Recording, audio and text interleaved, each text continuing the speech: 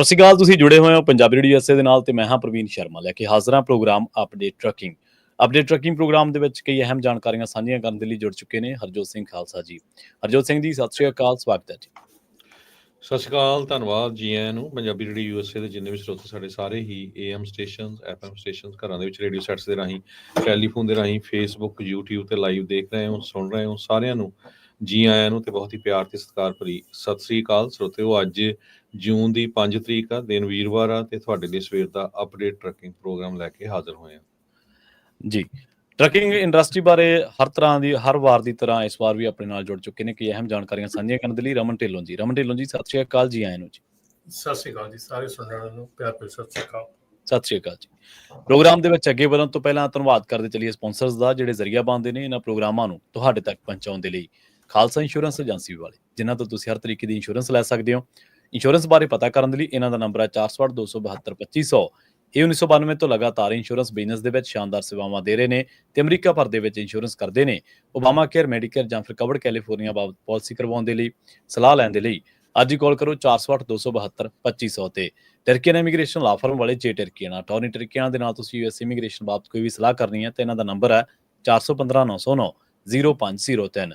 ਮਨਜੀਤ ਸਿੰਘ ਕੁਲਾਰ, ਅਵਤਾਰ ਸਿੰਘ ਮੰਜ਼ਿਲ ਕਲੋਵਿਸ, ਸਤਨਾਮ ਸਿੰਘ ਸਨੀਪੁਰੇ ਵਾਲੀ university, Lakhbir Singh Samra Texas, Gurmel Singh Liddar Bakersfield, Amarjit Singh Stockton, Grewal travels ਵਾਲੇ ਯੂਨੀਵਰਸਿਟੀ ਤੋਂ, ਜਿਨ੍ਹਾਂ ਤੋਂ ਤੁਸੀਂ ਪਾਸਪੋਰਟ, ਟੈਕਸ, ਪੇਰੋਲ, ਵੀਜ਼ਾ, ਕਿਸੇ ਵੀ ਤਰ੍ਹਾਂ ਦੀਆਂ ਸੇਵਾਵਾਂ ਲੈਣੀਆਂ ਚਾਹੁੰਦੇ ਹੋ, OCI ਕਾਰਡ ਬਣਵਾਉਣਾ ਚਾਹੁੰਦੇ ਹੋ ਤਾਂ ਅੱਜ ਹੀ ਕਾਲ ਕਰੋ 530 751 7605 ਦੇ ਉੱਤੇ। ਹਰਜੀਤ ਸਿੰਘ ਲੈਥਰੋਪ, ਗੁਰਮੇਲ ਬਾਸੀ, ਐਲਗਰੋਵ, ਊੜਾ ਡੈਟਰ ਲੀਫ ਵਾਲੇ ਨਿਰਮਲ ਮਾਨ। ਜੇਕਰ ਬੈਂਕ ਕਰਪਸੀ ਤੋਂ ਬਚਣਾ ਚਾਹੁੰਦੇ ਹੋ ਤੇ ਕਰਜ਼ੇ ਦੇ ਜਾਲ ਤੋਂ, ਝੰਜਟ ਤੋਂ ਛੁਟਕਾਰਾ ਪਾਉਣਾ ਚਾਹੁੰਦੇ ਹੋ ਤਾਂ ਕਾਲ ਕਰੋ 18888999914 ਦੇ ਉੱਤੇ। ਨਿਰਮਲ ਮਾਨ ਜੀ ਅੱਜ ਦੇ ਇਸ ਪ੍ਰੋਗਰਾਮ ਦੇ ਵਿੱਚ ਆਪਣੇ ਨਾਲ ਅਖੀਰਲੇ ਪਲਾਂ ਦੇ ਵਿੱਚ ਜੁੜਦੇ ਵੀ ਹੁੰਦੇ ਨੇ। ਉਹਨਾਂ ਦੇ ਨਾਲ ਕੋਸ਼ਿਸ਼ ਕਰਾਂਗੇ ਅੱਜ ਵੀ ਕੁਝ ਅਹਿਮ ਜਾਣਕਾਰੀਆਂ ਤੁਹਾਡੇ ਨਾਲ ਸਾਂਝੀਆਂ ਕਰਨ ਦੀ। Harnek Singh Pawla, Washington Renton, Talwinder Singh Gill, Raminder Singh Basra, Jagdish Chauhan Bakersfield, Major Singh Sidhu, Binder Dhaliwal Bakersfield, Baljinder Singh Nijjar Woodland, Paramjit Singh Dakha Berkeley. ਇਹਨਾਂ ਸਾਰੇ ਹੀ ਸਪਾਂਸਰਸ ਦਾ ਬਹੁਤ-ਬਹੁਤ ਧੰਨਵਾਦ। ਤੇ ਜੇਕਰ ਤੁਸੀਂ ਵੀ ਪੰਜਾਬੀ ਰੇਡੀਓ USA ਦੇ ਇਹਨਾਂ ਪ੍ਰੋਗਰਾਮਾਂ ਨੂੰ ਸਪਾਂਸਰ ਕਰਨਾ ਚਾਹੁੰਦੇ ਹੋ ਤਾਂ ਸਟੂਡੀਓ ਦਾ ਨੰਬਰ ਹੈ 408 272 5200। ਹਰ ਵਾਰ ਦੀ ਤਰ੍ਹਾਂ ਆਪਾਂ ਟਰੱਕਿੰਗ ਪ੍ਰੋਗਰਾਮ ਬਾਰੇ ਕਈ ਅਹਿਮ ਜਾਣਕਾਰੀਆਂ ਸਾਂਝੀਆਂ ਕਰਨ ਤੋਂ ਪਹਿਲਾਂ, ਕਈ ਖਾਸ ਖਬਰਾਂ ਤੇ ਨਜ਼ਰਸਾਨੀ ਕਰਨ ਤੋਂ ਪਹਿਲਾਂ, ਕੁਝ ਖਾਸ ਖਬਰਾਂ ਜਿਹੜੀਆਂ ਅਮਰੀਕਾ ਦੇ ਨਾਲ, ਵਰਲਡ ਦੇ ਨਾਲ ਜੁੜੀਆਂ ਹੋਈਆਂ ਨੇ, ਤਾਜ਼ਾ ਜਾਣਕਾਰੀਆਂ ਨੇ, ਉਹ ਤੁਹਾਡੇ ਨਾਲ ਸਾਂਝੀਆਂ ਕਰਾਂਗੇ। ਪਰ ਉਸ ਤੋਂ ਵੀ ਪਹਿਲਾਂ, ਕਿਉਂਕਿ ਆਪਾਂ ਸ਼ਹੀਦੀ ਹਫ਼ਤੇ ਦੇ ਵਿੱਚ ਲੰਘ ਰਹੇ ਹਾਂ ਤੇ ਅੱਜ ਹਰਜੋਤ ਸਿੰਘ ਖਾਲਸਾ ਜੀ 5 ਜੂਨ 1984 ਦੇ ਦਿਨ ਜੋ ਵਾਪਰਿਆ ਸੀ ਉਹਦੇ ਤੇ ਬਾਰੇ ਤੁਹਾਨੂੰ ਜਾਣਕਾਰੀਆਂ ਸਾਂਝੀਆਂ ਕਰਾਂਗੇ ਜੀ। ਹਰਜੋਤ ਸਿੰਘ ਜੀ, ਜਿਵੇਂ ਕਿ ਸਰੋਤੇ ਨੂੰ ਪਤਾ ਹੀ ਆ ਵੀ ਇਹ ਜਿਹੜੇ ਦਿਨ ਆ ਤੀਜੇ ਘੱਲੂਘਾਰੇ ਦੇ ਦਿਨ ਚੱਲ ਰਹੇ ਆ। ਅੱਜ ਦੇ ਦਿਨ ਜੂਨ 5 1984 ਨੂੰ ਰਾਤ ਦੇ 10 ਵਜੇ ਦੇ ਕਰੀਬ 13 ਦੇ ਕਰੀਬ ਜਿਹੜੇ ਫੌਜੀ ਟੈਂਕ ਤੇ 1 ਦਰਜਨ ਬਖਤਰਬੰਦ ਫੌਜੀ ਕੰਪਲੈਕਸ ਦੇ ਵਿੱਚ ਦਾਖਲ ਹੋ ਗਿਆ ਸੀ ਜੀ। ਤੇ ਸ਼੍ਰੀ ਦਰਬਾਰ ਸਾਹਿਬ ਦੇ ਹੈੱਡ ਗ੍ਰੰਥੀ ਭਾਈ ਅਮਰੀਕ ਸਿੰਘ, ਉਹਨਾਂ ਦਾ ਗੋਲੀਆਂ ਮਾਰ ਕੇ ਜਿਹੜਾ ਕਤਲ ਕਰ ਦਿੱਤਾ ਗਿਆ।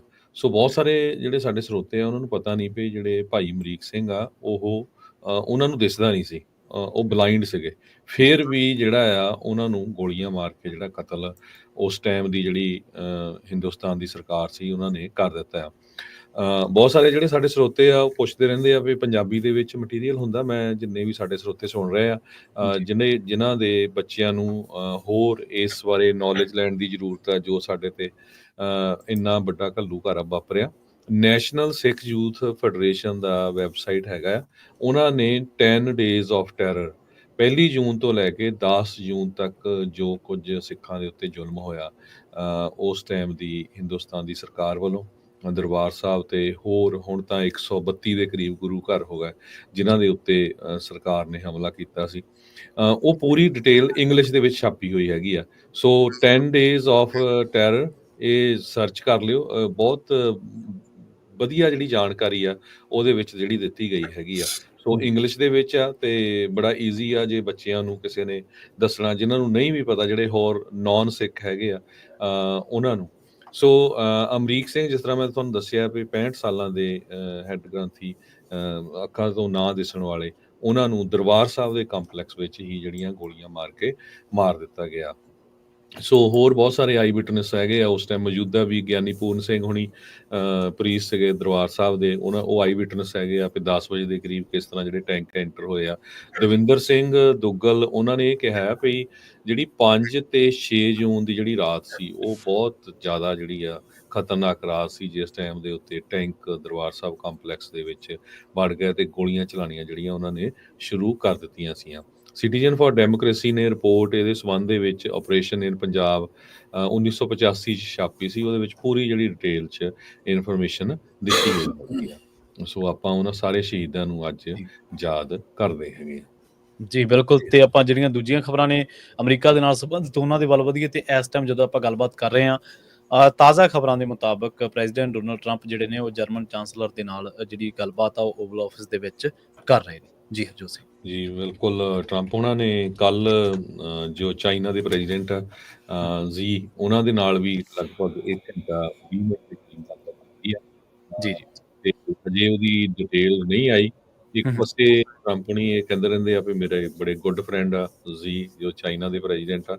ਦੂਜੇ ਪਾਸੇ ਟੈਰਿਫ ਨੂੰ ਲੈ ਕੇ ਜੋ ਆਪਾਂ ਦੇਖਿਆ ਹੀ ਆ ਕਿ ਕੁਝ ਪਿਛਲੇ 4 ਮਹੀਨਿਆਂ ਦੇ ਵਿੱਚ ਚੱਲ ਰਿਹਾ ਹੈਗਾ। ਪ੍ਰੈਜ਼ੀਡੈਂਟ ਟਰੰਪ ਉਹਨਾਂ ਨੇ ਟਰੂਥ ਸੋਸ਼ਲ ਦੇ ਉੱਤੇ ਇਹ ਜਿਹੜਾ ਜ਼ਰੂਰ ਲਿਖਿਆ ਵੀ ਕਹਿੰਦੇ ਵੀ I had a very good phone call. ਤੇ ਇਹਦੇ ਜਿਹੜੇ ਰਿਜ਼ਲਟਸ ਆ ਹੁਣ ਦੇਖਦੇ ਆ ਆਉਣ ਵਾਲੇ ਦਿਨਾਂ 'ਚ ਕੀ ਆਉਂਦੇ ਹੈਗੇ ਆ, ਪਰ ਗੱਲਬਾਤ ਜ਼ਰੂਰ ਵਧੀਆ ਜਿਹੜੀ ਕਹਿੰਦੇ ਹੋਈ ਹੈਗੀ ਆ। ਜੀ ਬਿਲਕੁਲ। ਸੋ ਜਿਵੇਂ ਆਪਾਂ ਕੱਲ ਵੀ ਜਿਹੜੀ ਗੱਲਬਾਤ ਕੀਤੀ ਸੀ, ਤੁਹਾਨੂੰ ਬ੍ਰੇਕਿੰਗ ਨਿਊਜ਼ ਤੁਹਾਡੇ ਨਾਲ ਤਾਜ਼ਾ ਜਾਣਕਾਰੀ ਸਾਂਝੀ ਕੀਤੀ ਸੀ। ਜਿਹੜਾ ਟਰੈਵਲ ਬੈਨ ਲੱਗਿਆ ਇਸ ਟਾਈਮ ਦੁਨੀਆ ਭਰ ਦੇ ਵਿੱਚ ਉਸ ਖਬਰ ਉੱਤੇ ਚਰਚਾ ਪੜਚੋਲ ਹੋ ਰਹੀ ਹੈ ਕਿ ਟਰੈਵਲ ਬੈਨ ਕੀ ਹੈ, ਕਿਸ ਤਰ੍ਹਾਂ ਦੇ ਲੋਕ ਅਮਰੀਕਾ 'ਚ ਜਾ ਸਕਦੇ ਨੇ, ਕਿਹੜੇ ਦੇਸ਼ਾਂ ਦੇ ਨਹੀਂ ਜਾ ਸਕਣਗੇ, ਜੇਕਰ ਉਹ ਜਾ ਸਕਣਗੇ ਤਾਂ ਉਹਨਾਂ ਦੇ ਕਿਹੜੇ ਗਰਾਊਂਡਸ ਨੇ ਜਿਨ੍ਹਾਂ ਦੇ ਉੱਤੇ ਉਹ ਜਿਨ੍ਹਾਂ ਦੇ ਤਹਿਤ ਉਹ ਅਮਰੀਕਾ ਦੇ ਦਾਖਲ ਹੋ ਸਕਦੇ ਨੇ ਪਾਬੰਦੀ ਵਾਲੇ ਦੇਸ਼ਾਂ ਦੇ ਬਾਵਜੂਦ ਵੀ। ਖਾਸ ਗੱਲ ਇਹ ਹੈ ਕਿ ਇਹ ਜਿਹੜੇ ਐਲਾਨ ਕੀਤੇ ਨੇ ਟਰੰਪ ਨੇ ਇਹ 9 ਜੂਨ ਤੋਂ ਪ੍ਰਭਾਵੀ ਹੋ ਜਾਣਗੇ ਤੇ ਇਹਨਾਂ ਐਲਾਨ ਕੀਤਿਆਂ ਨੂੰ ਤਕਰੀਬਨ 12-13 ਘੰਟੇ ਦਾ ਸਮਾਂ ਜਿਹੜਾ ਉਹ ਬੀਤ ਚੁੱਕਿਆ, ਇਸ ਤੋਂ ਵੀ ਜ਼ਿਆਦਾ ਦਾ ਸਮਾਂ। ਪਰ ਇਸ ਦੇ ਬਾਵਜੂਦ ਹਾਲੇ ਵੀ ਦੁਨੀਆ ਭਰ ਦੇ ਵਿੱਚ, ਕਿਉਂਕਿ ਲਿਸਟ ਵੀ ਉਦੋਂ ਹੀ ਨਾਲ ਦੀ ਨਾਲ ਆ ਗਈ ਸੀ, ਪਰ ਹਾਲੇ ਵੀ ਦੁਨੀਆ ਭਰ ਦੇ ਵਿੱਚ ਇਹ ਚਰਚਾ ਚੱਲ ਰਹੀ ਹੈ ਕਿ ਕੀ ਆਉਣ ਵਾਲੇ ਟਾਈਮ ਦੇ ਵਿੱਚ ਕੁਝ ਏਸ਼ੀਅਨ ਮੁਲਕ ਵੀ ਨੇ ਜਿਨ੍ਹਾਂ ਦੇ ਉੱਤੇ ਪਾਬੰਦੀਆਂ ਲਾਈਆਂ ਜਾ ਰਹੀਆਂ ਨੇ, ਜਾਂ ਅਫਰੀਕਾ ਦੇ ਉਹ ਮੁਲਕ ਜਿਨ੍ਹਾਂ ਦੇ ਉੱਤੇ ਇਸ ਤਰ੍ਹਾਂ ਦੀਆਂ ਪਾਬੰਦੀਆਂ ਲਾਈਆਂ ਜਾ ਸਕਦੀਆਂ ਨੇ। ਖਾਸ ਕਰਕੇ ਕੈਰੇਬੀਅਨ ਇਲਾਕੇ ਜਿਨ੍ਹਾਂ ਦੇ ਵਿੱਚ ਆਪਾਂ ਦੇਖਿਆ ਕਿ ਪਹਿਲਾਂ ਵੀ ਉਹਨਾਂ ਦੇ ਬਹੁਤ ਸਾਰੇ ਮੁਲਕਾਂ ਦੇ ਨਾਮ ਨੇ। ਇਸ time Afghanistan, Myanmar, Chad, Congo ਗਣਰਾਜ, Equatorial Guinea, Eritrea, Haiti, Iran, Libya, Somalia, Sudan ਅਤੇ ਯਮਨ ਹੈ ਜਿਨ੍ਹਾਂ ਦੇ ਉੱਤੇ ਤੁਰੰਤ ਪ੍ਰਭਾਵ ਦੇ ਨਾਲ ਸੋਮਵਾਰ ਤੋਂ ਜਿਹੜੀ ਇਹ ਪਾਬੰਦੀ ਆ ਉਹ ਲਾਗੂ ਹੋ ਜਾਣੀ ਆ। ਇਹਦੇ ਨਾਲ 7 ਹੋਰ ਮੁਲਕ ਨੇ ਜਿਨ੍ਹਾਂ ਨੂੰ ਇਹਨਾਂ ਉਸ ਕੈਟਾਗਰੀ ਦੇ ਵਿੱਚ ਰੱਖਿਆ ਜਿਨ੍ਹਾਂ ਦੇ ਉੱਤੇ ਅੰਸ਼ਕ ਪਾਬੰਦੀ ਹੈ। ਬਰੂੰਡੀ, ਕਿਊਬਾ, ਲਾਓਸ, ਸਿਏਰਾਲਿਓਨ, ਟੋਗੋ, ਤੁਰਕਮੇਨਿਸਤਾਨ ਅਤੇ ਵੈਨਜ਼ੂਏਲਾ ਇਹਨਾਂ ਦੇ ਵਿੱਚ ਉਹ ਦੇਸ਼ ਨੇ ਜਿਨ੍ਹਾਂ ਦੇ ਉੱਤੇ ਅੰਸ਼ਕ ਪਾਬੰਦੀ ਹੈ ਜਿਹੜੀ ਉਹ ਲਾ ਸਕੀ ਆ। ਔਰ ਇਹ ਗਰਾਊਂਡ ਦਿੱਤੀ ਗਈ ਆ ਵੀ ਇਹਨਾਂ ਖਤਰਨਾਕ ਥਾਵਾਂ ਤੋਂ ਵਿਦੇਸ਼ੀ ਵੀਜ਼ਾ ਪ੍ਰਾਪਤ ਲੋਕਾਂ ਨੇ ਇੱਕ ਤੋਂ ਬਾਅਦ ਇੱਕ ਹਿੰਸਾ ਨੂੰ ਅੰਜਾਮ ਦਿੱਤਾ ਗਿਆ। ਪਹਿਲਾਂ ਕੱਲ ਪਾਬੰਦੀਆਂ ਦੀ ਖਬਰ ਹੀ ਸਾਹਮਣੇ ਆਈ ਸੀ ਤੇ ਉਸ ਤੋਂ ਬਾਅਦ ਜਦੋਂ ਡਿਟੇਲ ਦੇ ਨਾਲ ਇਹਨਾਂ ਜਿਹੜੀਆਂ ਸਾਰੀਆਂ ਚੀਜ਼ਾਂ ਨੂੰ ਖੰਗਾਲਿਆ ਗਿਆ ਤਾਂ ਉਹ ਕਹਿੰਦੇ ਕਿ ਨਾਲ ਹੀ ਪਾਬੰਦੀਆਂ ਤਾਂ ਲਾਈਆਂ, ਪਰ ਤੁਹਾਨੂੰ ਪਤਾ ਪੋਲਿਟਿਕਸ ਵੀ ਨਾਲ ਚੱਲਦੀ ਹੈ, ਰਾਜਨੀਤੀ ਵੀ ਨਾਲ ਚੱਲਦੀ ਆ। ਉਹ ਕਹਿੰਦੇ ਕਿ ਜਿਹੜਾ ਬਾਈਡਨ ਨੇ, ਜਿਹੜੇ ਸਾਬਕਾ ਰਾਸ਼ਟਰਪਤੀ ਨੇ ਅਮਰੀਕਾ ਦੇ, ਉਹਨਾਂ ਨੇ ਜਿਹੜੀਆਂ ਖੁੱਲਾ ਦਰਵਾਜ਼ਾ ਰੱਖਿਆ ਸੀ ਲੋਕਾਂ ਦੇ ਲਈ, ਇਹ ਉਹਨਾਂ ਦਾ ਹੀ ਸਿੱਟਾ। ਮਤਲਬ ਪਾਬੰਦੀਆਂ ਲਾਉਣ ਦੇ ਨਾਲ ਉਹ ਪਿਛਲੀ ਸਰਕਾਰ ਨੂੰ ਤੁਹਾਨੂੰ ਪਤਾ ਹੀ ਆ ਉਹ ਛੱਡਦੇ ਨਹੀਂ ਕਿਸੇ ਵੀ ਮਾਮਲੇ ਦੇ ਵਿੱਚ। ਜਦੋਂ ਵੀ ਉਹਨਾਂ ਨੂੰ ਕੋਈ ਮੌਕਾ ਲੱਗਦਾ, ਦਾ ਲੱਗਦਾ। ਵੀਡੀਓ ਦੇ ਵਿੱਚ ਕਿਹਾ ਟਰੰਪ ਨੇ ਕਿ ਅਮਰੀਕਾ ਖੁੱਲੇ ਦੇ ਪ੍ਰਵਾਸ ਦੀ ਇਜਾਜ਼ਤ ਨਾ ਦੇਣ ਦੇ ਹੱਕ ਦੇ ਵਿੱਚ ਸੀਗਾ, ਨਾ ਹੀ ਅਸੀਂ ਦੇ ਸਕਦੇ ਹਾਂ, ਤੇ ਅਸੀਂ ਉਹਨਾਂ ਨੇ ਇਹਨਾਂ ਚੀਜ਼ਾਂ ਨੂੰ ਜੋੜਿਆ ਅਮਰੀਕਨਸ ਦੀ ਸਿਕਿਉਰਿਟੀ ਦੇ ਨਾਲ, ਸੁਰੱਖਿਆ ਦੇ ਨਾਲ। ਉਹ ਕਹਿੰਦੇ ਕਿ ਅਸੀਂ ਇਸ ਤਰ੍ਹਾਂ ਦਾ ਕੋਈ ਕਰ ਨਹੀਂ ਸਕਦੇ। ਮਤਲਬ ਇਹ ਨਹੀਂ ਹੈ ਕਿ ਅਮਰੀਕਾ ਦਾ ਦਰਵਾਜ਼ਾ ਬਾਰਡਰ ਦੇ ਰਾਹੀਂ ਖੁੱਲ੍ਹਾ ਤੇ ਉੱਥੋਂ ਕੋਈ ਵੀ ਆਈ ਜਾਵੇ ਤੇ ਆ ਕੇ ਇੱਥੇ ਕਿਸੇ ਤਰ੍ਹਾਂ ਦੀ ਵੀ ਵਾਰਦਾਤ ਜਿਹੜੀ ਆ ਉਹ ਕਰੀ ਜਾਵੇ। ਇਸ ਟਾਈਮ ਆਪਾਂ ਨੂੰ ਪਤਾ ਹੈ ਕਿ ਅਮਰੀਕਾ ਦੇ ਵਿੱਚ ਇੱਕ ਸੈਂਟੀਮੈਂਟ ਜਿਹੜਾ ਕਿ ਪ੍ਰੋ ਗਵਰਨਮੈਂਟ ਆ ਉਹ ਐਂਟੀ ਇਮੀਗ੍ਰੈਂਟ ਸੈਂਟੀਮੈਂਟ ਆ। ਇਸ ਦੇ ਤਹਿਤ ਇਹਦੇ ਕੁਝ ਸਿੱਟੇ ਚੰਗੇ ਵੀ ਨੇ, ਕੁਝ ਮਾੜੇ ਵੀ ਨੇ, ਮਾਰੂ ਵੀ ਹੋ ਸਕਦੇ ਨੇ। ਪਰ ਇਸ ਟਾਈਮ ਦੁਨੀਆ ਭਰ ਦੇ ਵਿੱਚ ਇਹ ਚਰਚਾ ਚੱਲ ਪਈ ਹੈ ਵੀ ਟਰੰਪ ਦਾ ਅਗਲਾ ਐਕਸ਼ਨ ਕੀ ਹੋ ਸਕਦਾ। ਕੁਝ ਲੋਕ, ਖਾਸ ਕਰਕੇ ਟਰੰਪ ਦੇ ਮਿੱਤਰ ਸਾਹਿਬ ਜਿਹੜੇ ਕਿ ਟੈਸਲਾ ਵਾਲੇ ਨੇ, ਐਲਨ ਮਸਕ, ਉਹ ਵੀ ਅੱਜ ਕੱਲ੍ਹ ਨਾਰਾਜ਼ਗੀਆਂ, ਅਸਹਿਮਤੀਆਂ ਪ੍ਰਗਟਾ ਰਹੇ ਨੇ। ਅਮਰੀਕਾ ਦੇ ਲੋਕ ਜੇਕਰ ਇੱਕ ਗੱਲ ਤੇ ਇਕੱਠੇ ਹੋ ਸਕਦੇ ਨੇ ਉਹ ਇਸ ਗੱਲ ਹੈ ਕਿ ਕ੍ਰਾਈਮ ਘਟਣਾ ਚਾਹੀਦਾ, ਪਰ ਕ੍ਰਾਈਮ ਘਟਾਉਣ ਦੇ ਨਾਲ ਇਮੀਗ੍ਰੇਸ਼ਨ ਉੱਤੇ ਕੀ ਪ੍ਰਭਾਵ ਜਾਂ ਕਿਸ ਤਰ੍ਹਾਂ ਦੇ ਫੈਸਲੇ ਲਏ ਜਾ ਰਹੇ ਨੇ ਉਹ ਦੇਖਣ ਵਾਲੀ ਗੱਲ ਹੈ। ਜੀ ਹਰਜੋਤ ਸਿੰਘ ਜੀ ਰਮਨ ਜੀ, ਆਪਾਂ ਟਰੱਕਿੰਗ ਵੱਲ ਚੱਲੀਏ ਤੇ ਟਰੱਕਿੰਗ ਦੀ ਕੀ ਅਪਡੇਟਸ ਹੈਗੀਆਂ ਪਿਛਲੇ ਹਫ਼ਤੇ ਦੇ ਹਿਸਾਬ ਨਾਲ ਜੇ ਦੇਖਿਆ ਜਾਵੇ? ਹਰਜੋਤ ਭਾਜੀ ਟਰੱਕਿੰਗ ਦੀਆਂ ਅਪਡੇਟਸ ਜਿਹੜੀਆਂ ਹੈਗੀਆਂ ਕਾਫੀ ਜਿਹੜੀ ਹਲਚਲ ਹੈਗੀ ਹੈ ਟਰੱਕਿੰਗ ਇੰਡਸਟਰੀ ਦੇ ਵਿੱਚ ਜਿਹੜਾ ਕਾਫੀ ਜਿਹੜਾ ਟਰੱਕਿੰਗ ਇੰਡਸਟਰੀ ਜਿਹੜੀ ਇਸ ਵੇਲੇ ਬਹੁਤ ਜ਼ਿਆਦਾ ਅਨਸਰਟਨ ਚੱਲ ਰਹੀ ਹੈਗੀ ਆ ਜਿਵੇਂ ਕਿ ਆਮ ਨਾਰਮਲ ਸਾਰੀ ਆਪਣੀ ਇੰਡਸਟਰੀ ਹੈਗੀ ਆ ਸਾਰੇ ਪਾਸੇ ਹੈਗਾ ਸੋ ਟਰੱਕਿੰਗ ਦੇ ਵਿੱਚ ਹੋਰ ਕਈ ਜਿਹੜੀਆਂ ਹਲਚਲ ਹੋ ਰਹੀਆਂ ਹੈਗੀਆਂ ਉਹ ਆਪਾਂ ਲਾਸਟ ਵੀਕ ਵੀ ਗੱਲ ਕਰਕੇ ਗਏ ਸੀਗੇ ਕਿ FMCSA ਵੱਲੋਂ ਜਿਹੜੇ ਚੇਂਜਸ ਦੇ ਪ੍ਰਪੋਜ਼ਲਸ ਜਿਹੜੇ ਦਿੱਤੇ ਗਏ ਹੈਗੇ ਆ ਜਿਹੜੇ ਆਉਣ ਵਾਲੇ ਸਮੇਂ ਦੇ ਵਿੱਚ ਉਹਨਾਂ ਨੇ ਇਹਦੇ ਤੇ ਤੁਹਾਡੇ ਕੋਲੋਂ ਜਿਹੜੇ ਆ ਕਮੈਂਟਸ ਵੀ ਮੰਗੇ ਹੈਗੇ ਆ ਸੋ ਇਹ ਸਾਰੀਆਂ ਚੀਜ਼ਾਂ ਜਿਹੜੀਆਂ ਵਾਪਰੀਆਂ ਹੈਗੀਆਂ ਜਿਹਦੇ ਵਿੱਚ ਆਪਾਂ ਜੇ ਪਿਛਲੇ ਹਫਤੇ ਵਾਅਦਾ ਕਰਕੇ ਗਏ ਸੀਗੇ ਆਪਾਂ ਇਹ ਗੱਲਾਂ ਦੇ ਉੱਤੇ ਚਰਚਾ ਕਰਾਂਗੇ ਇਸ ਪ੍ਰੋਗਰਾਮ 'ਚ ਤੇ ਉਹਦੇ 'ਚ ਸਾਰਿਆਂ ਨਾਲੋਂ ਪਹਿਲੀ ਜਿਹੜੀ ਹੈਗੀ ਆ ਜੋਤ ਭਾਜੀ ਉਹ ਹੈਗੀ ਆ ਐਕਸੀਡੈਂਟ ਰਿਪੋਰਟਿੰਗ ਜਿਹਦੇ ਵਿੱਚ ਕਿ ਮੈਡੀਕਲ ਟਰੀਟਮੈਂਟ ਇਹ ਹੁੰਦੀ ਸੀ ਕਿ ਪਹਿਲਾਂ ਜੇ ਕਿਸੇ ਦਾ ਐਕਸ-ਰੇ ਹੋਇਆ ਜਾਂ ਉਹਨਾਂ ਦੀ CT ਸਕੈਨ ਹੋਇਆ ਤੇ ਉਹਨੂੰ ਐਜ਼ ਅ ਮੈਡੀਕਲ ਮੰਨਿਆ ਜਾਂਦਾ ਸੀ ਤੇ ਉਹ ਰਿਪੋਰਟੇਬਲ ਐਕਸੀਡੈਂਟ ਬਣ ਜਾਂਦਾ ਸੀਗਾ ਹੁਣ ਉਹਦੇ ਵਿੱਚ ਚੇਂਜਸ ਕਰ ਰਹੇ ਆ ਕਿ ਉਹ ਜਿਹੜੇ ਐਕਸ-ਰੇ ਜਾਂ CT ਸਕੈਨ ਤੋਂ ਗਾਂਹ ਚੱਲ ਕੇ ਜਿਹੜੇ ਆ ਜੇ ਡਾਕਟਰ ਮੈਡੀਕਲ ਟਰੀਟਮੈਂਟ ਦਿੰਦਾ ਹੈ ਪ੍ਰਿਸਕ੍ਰਿਪਸ਼ਨ ਦਿੰਦਾ ਕੁਝ ਦਿੰਦਾ ਤੇ ਉਦੋਂ ਉਹਨੂੰ ਮੈਡੀਕਲ ਟਰੀਟਮੈਂਟ ਮੰਨਿਆ ਜਾਵੇ ਤੇ ਉਦੋਂ ਉਹਨੂੰ ਜਿਹੜਾ ਆ ਉਹ ਰਿਪੋਰਟਿੰਗ ਐਜ਼ ਉਹ ਰਿਪੋਰਟਿੰਗ ਹੋਣਾ ਚਾਹੀਦਾ ਹੈ ਸੋ ਅੱਗੇ ਜਿਹੜਾ ਸੀਗਾ ਇਹ ਸਿੰਪਲੀ ਜੇ ਉਹਦਾ ਐਕਸ-ਰੇ ਹੋ ਗਿਆ CT ਸਕੈਨ ਹੋ ਗਿਆ ਤੇ ਉਹ ਰਿਪੋਰਟੇਬਲ ਹੋ ਜਾਂਦਾ ਸੀਗਾ ਉਸ ਤੋਂ ਬਾਅਦ ਜੀ ਜਿਹੜਾ CDL ਐਗਜ਼ੰਪਸ਼ਨਸ ਦਿੱਤੀਆਂ ਗਈਆਂ dual military status military technicians ਦੇ ਲਈ ਉਹਨਾਂ ਦੇ ਉੱਤੇ ਆ ਇਹਦੇ ਉੱਤੇ ਆਪਾਂ ਜ਼ਿਆਦਾ ਚਰਚਾ ਨਹੀਂ ਕਰਾਂਗੇ ਅਜੇ ਡਰਾਈਵਰ ਵਹੀਕਲ ਐਗਜ਼ਾਮੀਨੇਸ਼ਨ ਡੈਪੋਜੀਸ਼ਨ ਇਹ ਜਿਹੜਾ ਆ ਇਹ ਪਹਿਲਾਂ ਹੁੰਦਾ ਸੀਗਾ ਕਿ ਜਿਹੜੀਆਂ ਫਲੀਟਸ ਹੈਗੀਆਂ ਉਹਨਾਂ ਨੂੰ 15 ਦਿਨ ਦੇ ਅੰਦਰ ਅੰਦਰ ਜਿਹੜੀ ਉਹਨਾਂ ਦੀ ਰੋਡ ਸਾਈਡ ਇੰਸਪੈਕਸ਼ਨ ਆ ਜਿਹੜੀ ਉੱਥੇ ਚੇਂਜਸ ਜਾਂ ਜਿਹੜੀ ਉਹਨਾਂ ਨੂੰ ਕਿਹਾ ਕਿ ਉਹਨਾਂ ਨੇ ਠੀਕ ਕਰਵਾਉਣੀਆਂ ਹੈਗੀਆਂ ਉਹ 15 ਦਿਨਾਂ ਦੇ ਵਿੱਚ ਜਿਹੜੀ ਏਜੰਸੀ ਆ ਇਸ਼ੂਇੰਗ ਏਜੰਸੀ ਆ ਉਹਨੂੰ ਸਬਮਿਟ ਕਰਨੀਆਂ ਪੈਂਦੀਆਂ ਸੀਗੀਆਂ ਉਹ ਚੇਂਜ ਕਰਨ ਦੀ ਗੱਲ ਕੀਤੀ ਗਈ ਹੈ ਕਿ ਉਹਦੀ ਰਿਕੁਆਇਰਮੈਂਟ ਨਹੀਂ ਹੈਗੀ ਹੁਣ ਨਹੀਂ ਹੋਣੀ ਚਾਹੀਦੀ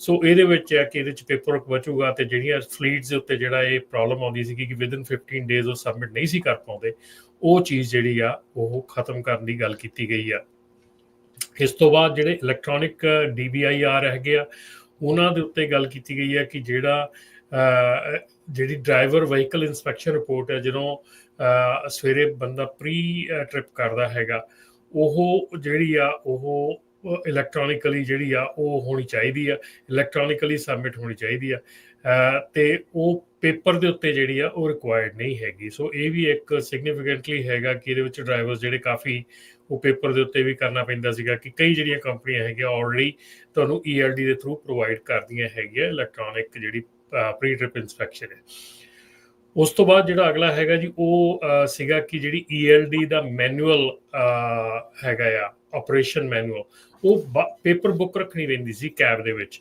ਕਿ ਜਿਹੜਾ ਤੁਹਾਡਾ ਆਪਰੇਸ਼ਨਲ ਮੈਨੂਅਲ ਹੈਗਾ ਉਹ ਪੇਪਰ ਬੁੱਕ ਤੁਹਾਨੂੰ ਉਹਦਾ ਰੱਖਣਾ ਪੈਂਦਾ ਪੇਪਰ ਵਰਜ਼ਨ ਆਪਣੀ ਕੈਬ ਦੇ ਵਿੱਚ ਸੋ ਉਹਨੂੰ ਚੇਂਜ ਕਰਨੀ ਉਹਨੂੰ ਕੱਢਣ ਦੀ ਕਿਉਂਕਿ ਸਾਰੇ ਜਿਹੜੇ ਮੈਨੂਅਲ ਹੈਗੇ ਆ ਇਸ ਵੇਲੇ ਆਨਲਾਈਨ ਅਵੇਲੇਬਲ ਹੈਗੇ ਆ ਸੋ ਇਸ ਕਰਕੇ ਉਹਨੂੰ ਜਿਹੜਾ ਆ ਉਹ ਮਤਲਬ ਕਿ ਖਤਮ ਕਰਨ ਦੀ ਗੱਲ ਕੀਤੀ ਆ ਉਹਦੇ ਵਿੱਚ ਵੀ ਜਿਹੜਾ ਕੈਬ ਦੇ ਵਿੱਚ ਥੋੜਾ ਜਿਹਾ ਲੈਸ ਕਲਟਰ ਲੈਸ ਪੇਪਰ ਵਰਕ ਹੋਊਗਾ ਅਗਲਾ ਜਿਹੜਾ ਹੈਗਾ ਉਹ ਫਿਊਲ ਟੈਂਕਸ ਦੇ ਉੱਤੇ ਹੈਗਾ ਕਿ ਐਗਜ਼ੰਪਸ਼ਨ ਸਮਾਲ ਵਨਸ ਦਾ ਐਗਜ਼ੰਪਸ਼ਨ ਹੈਗਾ ਇਹਦੇ ਤੇ ਵੀ ਆਪਾਂ ਜਾਰੀ ਗੱਲ ਨਹੀਂ ਕਰਾਂਗੇ ਆਪਣੇ ਤੇ ਜ਼ਿਆਦਾ ਨਹੀਂ ਢੁਕਦਾ ਜਿਹੜੇ ਪੋਰਟੇਬਲ ਕਨਵੇਅਰ ਹੈਗੇ ਆ ਜਿਹੜੇ ਕਿ ਟਰੱਕ ਲੋਡ ਕਰਨ ਵੇਲੇ ਜਾਂ ਅਨਲੋਡ ਕਰਨ ਵੇਲੇ ਕਨਵੇਅਰ ਯੂਜ਼ ਹੁੰਦੇ ਆ ਉਹਨਾਂ ਦੇ ਉੱਤੇ ਜਿਹੜੇ ਆ ਬ੍ਰੇਕਸ ਆ ਉਹਨਾਂ ਦੇ ਉੱਤੇ ਇਹਦੇ ਬਾਰੇ ਵੀ ਆਪਾਂ ਜਾਰੀ ਗੱਲ ਨਹੀਂ ਕਰਾਂਗੇ ਇਸ ਤੋਂ ਬਾਅਦ ਟਾਇਰਸ ਦੇ ਉੱਤੇ ਲੋਡ ਮਾਰਕਿੰਗ ਇਹ ਜਿਹੜੀ ਸਾਈਡ ਵਾਲ ਹੁੰਦੀ ਹੈ ਟਾਇਰ ਦੀ ਉਹਦੇ ਉੱਤੇ ਮਾਰਕਿੰਗ ਹੁੰਦੀ ਆ ਵੀ ਉਹਦਾ ਲੋਡ ਦੀ ਰੇਟਿੰਗ ਵਿਜ਼ੀਬਲ ਤੇ ਲੈਜੀਬਲ ਹੋਣੀ ਚਾਹੀਦੀ ਆ ਇਹ ਰਿਕੁਆਇਰਮੈਂਟ ਸੀਗੀ ਜੇ ਤੁਹਾਡੇ ਟਾਇਰ ਤੇ ਸਾਈਡਾਂ ਤੇ ਘਸਿਆ ਹੈਗਾ ਤੇ ਉਹਦੀ ਟਿਕਟ ਸੀਗੀ ਇਹ ਜਿਹੜਾ ਰੂਲ ਹੈਗਾ ਇਹਦੇ 'ਚ ਇਹਨੂੰ ਬੰਦ ਕਰਨ ਦੀ ਗੱਲ ਕੀਤੀ ਗਈ ਹੈ ਕਿ ਕਈ ਵਾਰੀ ਜਿਹੜੀਆਂ ਫਲੀਟਸ ਹੈਗੀਆਂ ਉਹਨਾਂ ਦੇ ਜਿਹੜੇ ਟਾਇਰਸ ਹੈਗੇ ਸਾਈਡਾਂ ਤੋਂ ਮਾਰਕਿੰਗ ਮਿਟ ਜਾਂਦੀ ਹੈ ਸਾਈਡ ਉੱਤੇ ਵੱਜ ਕੇ ਜਾਂ ਕਰਵ ਨਾਲ ਵੱਜ ਕੇ ਸੋ ਇਸ ਕਰਕੇ ਉਹ ਜਿਹੜਾ ਆ ਉਹਦੇ ਤੇ ਵੀ ਜਿਹੜੀ ਫਲੀਟ ਨੂੰ ਬੈਨੀਫਿਟ ਹੋ ਸਕਦਾ ਇਸ ਤੋਂ ਬਾਅਦ ਇੱਕ ਜਿਹੜਾ ਬਹੁਤ ਇੰਪੋਰਟੈਂਟ ਹੈਗਾ ਇਹਦੀਆਂ ਬੜੀਆਂ ਟਿਕਟਾਂ ਮਿਲਦੀਆਂ ਆ ਸਪੇਅਰ ਫਿਊਜ਼ ਤੁਸੀਂ ਤੁਹਾਨੂੰ ਟਰੱਕ ਦੇ ਵਿੱਚ ਸਪੇਅਰ ਫਿਊਜ਼ ਲੈ ਕੇ ਚੱਲਣੇ ਪੈਂਦੇ ਆ ਸਾਰੇ ਤਰ੍ਹਾਂ ਦੇ ਜਿਹੜੇ ਤੁਹਾਡੇ ਟਰੱਕ 'ਚ ਯੂਜ਼ ਹੁੰਦੇ ਆ ਤੁਹਾਨੂੰ ਸਪੇਅਰ ਰੱਖਣੇ ਪੈਂਦੇ ਆ ਸੋ ਜਿਹੜੇ ਇਹ ਹੈਗਾ FMCSA ਇਹਨੂੰ ਐਲੀਮੀਨੇਟ ਕਰਨਾ ਚਾਹੁੰਦੀ ਆ ਤਾਂ ਕਿ ਜਿਹੜੇ ਇਹ ਕੈਰੀਅਰਸ ਵਾਸਤੇ ਆ ਜੇ ਫਲੀਟ ਵਾਸਤੇ ਆ ਇਹ ਕਾਫੀ ਜਿਹੜਾ ਬੈਨੀਫੀਸ਼ੀਅਲ ਹੋ ਸਕਦਾ ਵਿਜ਼ਨ ਸਟੈਂਡਰਡਸ ਦੇ ਉੱਤੇ ਜਿਹੜਾ ਇੱਕ ਗ੍ਰੈਂਡਫਾਦਰ ਕਲਾਸ ਸੀਗਾ ਕਿ ਜਿਹੜੇ ਪੁਰਾਣੇ ਡਰਾਈਵਰ ਹੈਗੇ ਕਈਆਂ ਦੀ ਵਿਜ਼ਨ ਦੀ ਪ੍ਰੋਬਲਮ ਹੈਗੀ ਉਹਨਾਂ ਨੂੰ ਵੇਵਰ ਦਿੱਤਾ ਗਿਆ ਆ ਉਹਨਾਂ ਨੂੰ ਨਿਊ ਫਿਜ਼ੀਕਲ ਸਟੈਂਡਰਡ ਜਿਹੜਾ ਆ ਉਹ ਅਡਾਪਟ ਕਰਨਾ ਪੈਣਾ ਆ। ਉਹਨੂੰ ਗ੍ਰੈਂਡਫਾਦਰ ਜਿਹੜਾ ਵੇਵਰਸ ਹੈਗੇ ਆ ਉਹ ਖਤਮ ਕਰਨ ਦੀ ਗੱਲ ਕੀਤੀ ਗਈ ਆ। ਸੋ ਇਹਦੇ ਨਾਲ ਜਿਹੜੇ ਐਗਜ਼ਿਸਟਿੰਗ ਪੁਰਾਣੇ ਡਰਾਈਵਰ ਹੈਗੇ ਜਿਨ੍ਹਾਂ ਨੂੰ ਵਿਜ਼ਨ ਦਾ ਵੇਵਰ ਮਿਲਿਆ ਹੈਗਾ, ਉਹ ਜਿਹੜਾ ਆ ਉਹਨਾਂ ਨੂੰ ਦੁਬਾਰਾ ਆਪਣਾ ਜਿਹੜਾ ਟੈਸਟ ਆ ਉਹ ਕਰਨਾ ਪਏਗਾ, ਉਹਨਾਂ ਨੂੰ ਦੁਬਾਰਾ ਜਾਣਾ ਪਏਗਾ।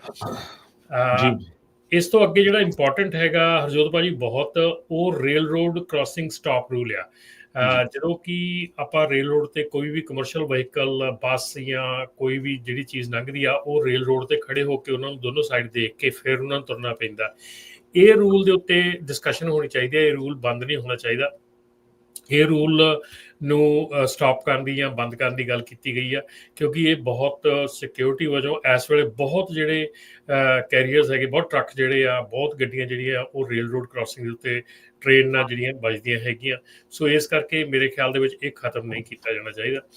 ਵਾਟਰ ਕੈਰੀਅਰ ਜਿਹੜਾ ਹੈਗਾ, ਉਹਦਾ ਜਿਹੜਾ ਲੈਂਗੁਏਜ ਦੇ ਵਿੱਚ ਲਿਖਿਆ ਜਾਂਦਾ ਸੀਗਾ ਵਾਟਰ ਕੈਰੀਅਰ, ਉਹ ਉਹਨਾਂ ਨੇ ਰਿਮੂਵ ਕਰਨ ਦੀ ਗੱਲ ਕੀਤੀ ਆ।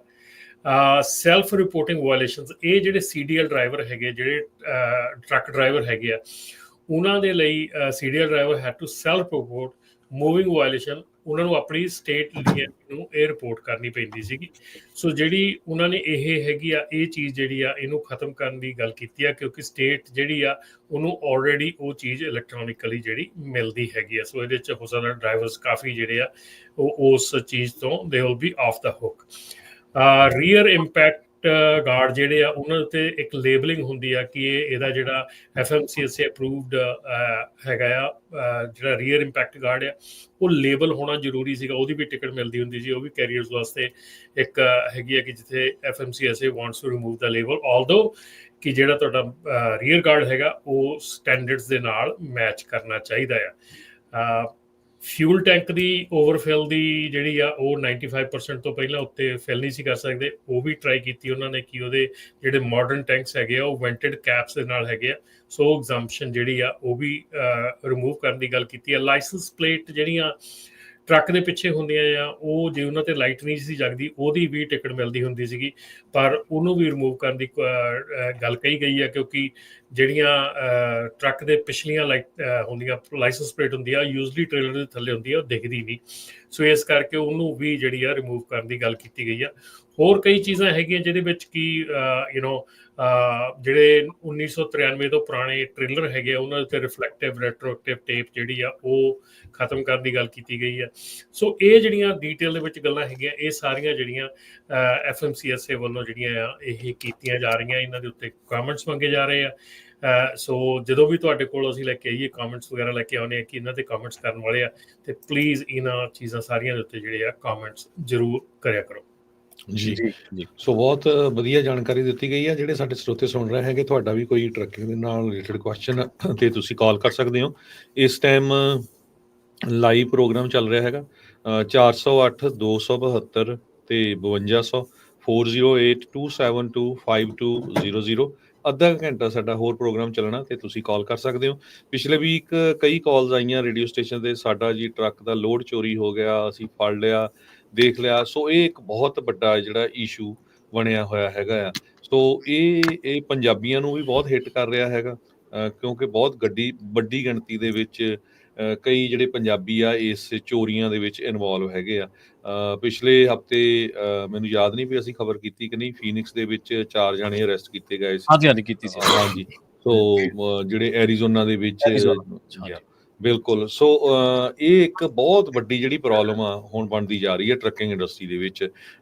ਸੋ ਜਿਹੜੇ ਕਾਲਰ ਪਿਛਲੇ ਵੀ ਕਾਲ ਕਰਦੇ ਸੀ, ਮੈਂ ਕਿਹਾ ਵੀ ਪ੍ਰੋਗਰਾਮ 'ਚ ਤੁਸੀਂ ਕਾਲ ਕਰ ਲਿਓ, ਇੱਦਾਂ ਹੁਣ ਸਾਡੇ ਨਾਲ ਗੱਲ ਕਰਨ ਦਾ ਕੋਈ ਫਾਇਦਾ ਨਹੀਂ ਹੋਣਾ, ਤਾਂ ਕਿ ਹੋਰਨਾਂ ਨੂੰ ਵੀ ਪਤਾ ਲੱਗ ਸਕੇ ਕਿਸ ਤਰ੍ਹਾਂ ਉਹ ਬਚ ਸਕਦੇ ਹੈਗੇ ਆ, ਕਿਸ ਤਰ੍ਹਾਂ ਕੇਅਰਫੁਲ ਰਹਿਣਾ ਹੈਗਾ। ਪਰ ਇੰਸ਼ੋਰੈਂਸ ਕੰਪਨੀਆਂ ਦਾ ਵੀ ਬਹੁਤ ਵੱਡਾ ਜਿਹੜਾ ਧੂੰਆਂ ਨਿਕਲਿਆ ਹੋਇਆ ਆ। ਕਿਤੇ ਇਹ ਨਾ ਹੋਵੇ ਜੋ ਸਿਚੁਏਸ਼ਨ ਹੁਣ ਚੱਲਦੀ ਹੈਗੀ ਆ ਤੇ ਇਹ ਹੋਵੇ ਵੀ ਇੰਸ਼ੋਰੈਂਸ ਕੰਪਨੀਆਂ ਕਹਿਣ ਅਸੀਂ ਕਾਰਗੋ ਦੀ ਇੰਸ਼ੋਰੈਂਸ ਕਰਨੀ ਨਹੀਂ ਹੈਗੀ, ਜਾਂ ਜੇ ਅਸੀਂ ਇੰਸ਼ੋਰੈਂਸ ਕਰਨੀ ਆ ਤਾਂ ਅਸੀਂ ਡਿਡਕਟੀਬਲ ਬਹੁਤ ਹਾਈ ਰੱਖਾਂਗੇ, ਮੇਬੀ $10,000 ਜਾਂ $20,000। ਸੋ ਇਦਾਂ ਦੀ ਸਿਚੁਏਸ਼ਨ ਆ ਸਕਦੀ ਆ, ਕਿਉਂਕਿ ਮੈਂ ਇੰਸ਼ੋਰੈਂਸ ਨਾਲ ਰਿਲੇਟਡ ਹੈਗਾ, ਮੈਨੂੰ ਪਤਾ ਬਹੁਤ ਕੁਝ ਇਹ ਬਿਹਾਈਂਡ ਦਾ ਸੀਨ ਵਾਪਰ ਰਿਹਾ ਆ। ਕਿਉਂਕਿ ਇੰਸ਼ੋਰੈਂਸ ਕੰਪਨੀਆਂ, ਖਾਸ ਕਰਕੇ ਟਰੱਕਿੰਗ ਇੰਸ਼ੋਰੈਂਸ ਕੰਪਨੀਆਂ, ਪਿਛਲੇ 12 ਸਾਲਾਂ ਤੋਂ ਲਗਾਤਾਰ ਪੈਸੇ ਲੂਜ਼ ਕਰ ਰਹੀਆਂ, billions of dollar. Not A single insurance company ਨੇ ਜਿਹੜੇ ਪੈਸੇ ਪਿਛਲੇ 12 ਸਾਲਾਂ ਦੇ ਦੌਰਾਨ ਟਰੱਕਿੰਗ ਇੰਡਸਟਰੀ ਚੋਂ ਬਣਾਏ ਹੈਗੇ ਆ। ਜੀ ਬਿਲਕੁਲ। ਜਾਂ ਸੋ ਆਪਾਂ ਇੱਥੇ ਇੱਕ ਸ਼ਾਰਟ ਬ੍ਰੇਕ ਦੇ ਲਈ ਰੁਕਦੇ ਹਾਂ ਜੀ, ਤੇ ਬ੍ਰੇਕ ਤੋਂ ਪਾਰ ਆਪਾਂ ਚਰਚਾ ਕਰਦੇ ਹਾਂ ਤੇ ਸਰੋਤਿਆਂ ਨੂੰ ਸੱਦਾ ਦਿੰਦੇ ਹਾਂ ਕਿ ਤੁਹਾਡੇ ਵੀ ਜਿਹੜੇ ਸੁਝਾਅ ਨੇ, ਤੁਹਾਡੀਆਂ ਰਾਏ ਨੇ ਪ੍ਰੋਗਰਾਮ ਦੇ ਵਿੱਚ ਸ਼ਾਮਲ ਕੀਤੀਆਂ ਜਾਣਗੀਆਂ 46272 5200 ਦੇ ਉੱਤੇ ਜੀ।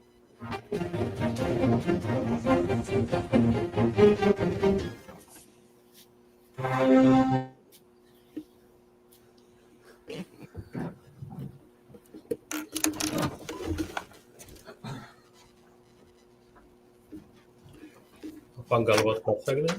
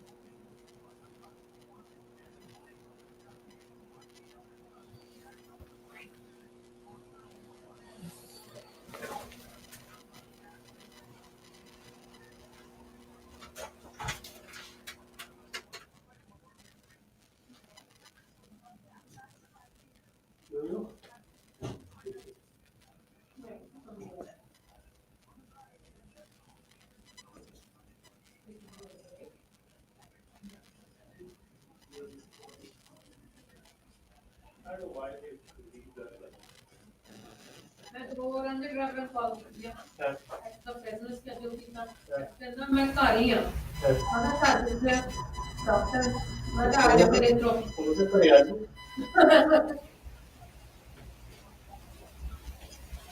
ਤੁਹਾਡਾ ਐਡਰੈਸ ਕੀ ਆ? ਮੈਂ ਕਿਹਾ ਤੂੰ ਕਦੀ ਆਇਆ ਨਹੀਂ ਪ੍ਰਾਈਵੇਟ ਟੈਸਟਿੰਗ ਤੇ? ਕਾਲ ਕਰਕੇ ਕਰਨੇ ਪੈਣੇ ਆ, ਬਾਹਰ ਹੀ ਜਿੱਥੇ ਜਿੱਥੇ ਹੈਗੇ ਉੱਥੇ ਤੇ ਕਰੀ ਜਾਓ ਇਹਨਾਂ ਦੇ।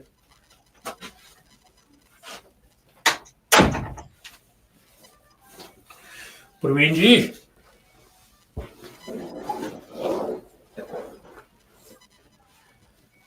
ਹੈਲੋ।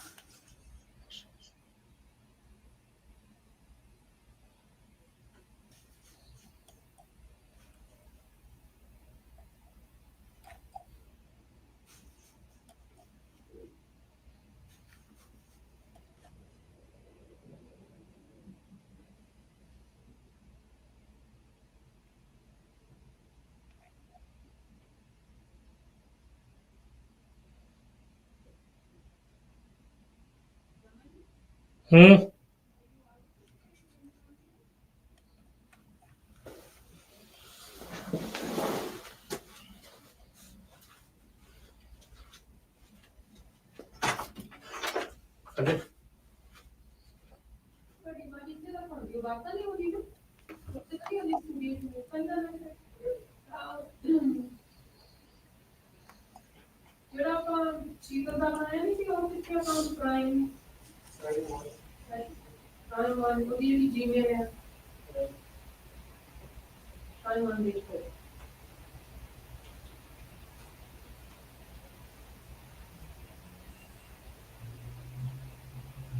आप किसी पासवर्ड इतने से अपनी के बारे में किसी प्लीज ना ये ऐसे ना कंप्यूटर के पासवर्ड ना सेव करें तो ये तो हाँ और भी काम करना चाहिए जितने बैठते हैं उतने ना तेज बात बता जी थोड़ा स्पीकर ऑन है जी YouTube पे लाइव सुन रहे हैं बड़ी नजर थैंक यू सर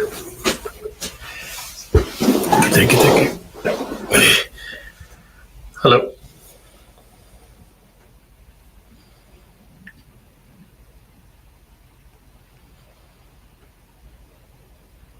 ਬ੍ਰੇਕ ਤੋਂ ਬਾਅਦ ਸਵਾਗਤ ਹੈ ਜੀ, ਸਤਿ ਸ਼੍ਰੀ ਅਕਾਲ। ਸਤਿ ਸ਼੍ਰੀ ਅਕਾਲ ਜੀ ਰਮਨ ਜੀ, ਆਪਾਂ ਉਸ ਇਸ਼ੂ ਤੇ ਗੱਲ ਕਰਦੇ ਸੀ, ਤੁਸੀਂ ਬੋਲਣ ਲੱਗੇ ਸੀ, ਫਿਰ ਵਿੱਚ ਬ੍ਰੇਕ ਆ ਗਈ ਤੇ ਉਹ ਤੇ ਆਪਾਂ ਹਾਂਜੀ ਜਿਹੜਾ ਹਾਂਜੀ ਮੇਰੇ ਖਿਆਲ ਲੱਗਦਾ ਆਪਣਾ ਸਪੀਕਰ ਔਨ ਸੀਗਾ ਕਹਿੰਦੇ YouTube ਦੇ ਉੱਤੇ ਆਪਣੀਆਂ ਗੱਲਾਂ ਸੁਣ ਰਹੀਆਂ ਸੀ ਆਈ ਡੋਨਟ ਨੋ ਮੇਰੀਆਂ ਤਾਂ ਬਾਲੀਆਂ ਨਹੀਂ ਸੁਣੀਆਂ, ਥੋੜੀਆਂ ਸੁਣੀਆਂ, ਕੋਈ ਨਹੀਂ, ਇਦਾਂ ਹੋ ਜਾਂਦੀ ਹੁੰਦੀ ਮਿਸਟੇਕ ਹੋਈ। ਚਲੋ ਜਗੂ ਭਾਜੀ ਥੈਂਕ ਯੂ ਤੁਹਾਡਾ ਬਹੁਤ ਬਹੁਤ। ਤੇ ਉਸ ਤੋਂ ਬਾਅਦ ਜੀ ਆਪਾਂ ਜਿਹੜੀ ਇਹ ਗੱਲ ਹੈਗੀ ਹੈ ਜੀ, ਦੇਖੋ ਕੁਛ ਇੱਕ ਤਾਂ ਜਿਹੜੀ ਆਪਣੀ ਕਮਿਊਨਿਟੀ ਦੇ ਵਿੱਚ ਆਪਾਂ ਗੱਲ ਜ਼ਿਆਦਾ ਆਪਣੀ ਕਮਿਊਨਿਟੀ ਦੀ ਕਰਾਂਗੇ ਕਿਉਂਕਿ ਆਪਾਂ ਪੰਜਾਬੀ 'ਚ ਗੱਲ ਕਰ ਰਹੇ ਆਪਾਂ ਪੰਜਾਬੀ ਹਾਂ, ਸੋ ਕਿਸੇ ਨੂੰ ਬੁਰਾ ਲੱਗਦਾ ਤੇ ਆਮ ਸੌਰੀ ਬਟ ਸੱਚਾਈ ਇਹ ਆ ਨਾਲੇ ਕਿਉਂਕਿ ਨਾ ਇਹ ਨਹੀਂ ਗੱਲ ਹੈ ਆਪਣੇ ਰਮਨ ਜੀ, ਆਪਾਂ ਪਿਛਲੇ ਦਿਨਾਂ 'ਚ ਇਹ ਵੀ ਖਬਰ ਕੀਤੀ ਸੀ ਜਿਹੜੇ ਆਰਮੀਨੀਅਨ ਲੋਕਾਂ ਦਾ ਬਹੁਤ ਵੱਡਾ ਗੈਂਗ ਫੜਿਆ ਗਿਆ ਸੀ ਕਾਰਗੋ ਥੈਫਟ 'ਚ, ਪਰ ਆਪਾਂ ਕਿਉਂਕਿ ਪੰਜਾਬੀਆਂ ਨਾਲ ਰਿਲੇਟਡ ਆ, ਸੋ ਆਪਾਂ ਪੰਜਾਬੀਆਂ ਨਾਲ ਰਿਲੇਟਡ ਜਿਹੜੀ ਸੋ ਆਪਣੇ ਵਿੱਚ ਕੁਝ ਬੈਡ ਐਪਲਸ ਇਸ ਵੇਲੇ ਹੈਗੇ ਆ ਜਿਹੜੇ ਕਿ ਬਹੁਤ ਜ਼ਿਆਦਾ ਮਾੜਾ ਕੰਮ ਕਰ ਰਹੇ ਆ, ਠੀਕ ਹੈ।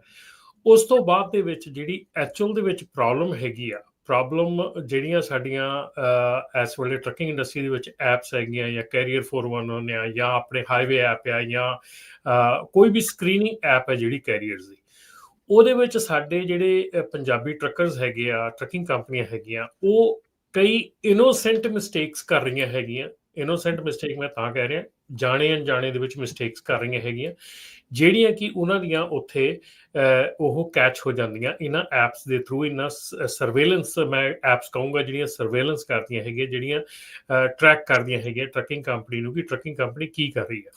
ਸਾਰਿਆਂ ਨੂੰ ਪਹਿਲੀ ਜਿਹੜੀ ਪ੍ਰੋਬਲਮ ਆਉਂਦੀ ਹੈਗੀ ਆ ਉਹ ਹੈਗੀ ਆ ਕਿ ਤੁਹਾਡੇ ਇੱਕ ਐਡਰੈਸ ਦੇ ਉੱਤੇ ਮਲਟੀਪਲ ਕੰਪਨੀਆਂ ਜਿਹੜੀਆਂ ਉਹ ਰਜਿਸਟਰਡ ਹੈਗੀਆਂ।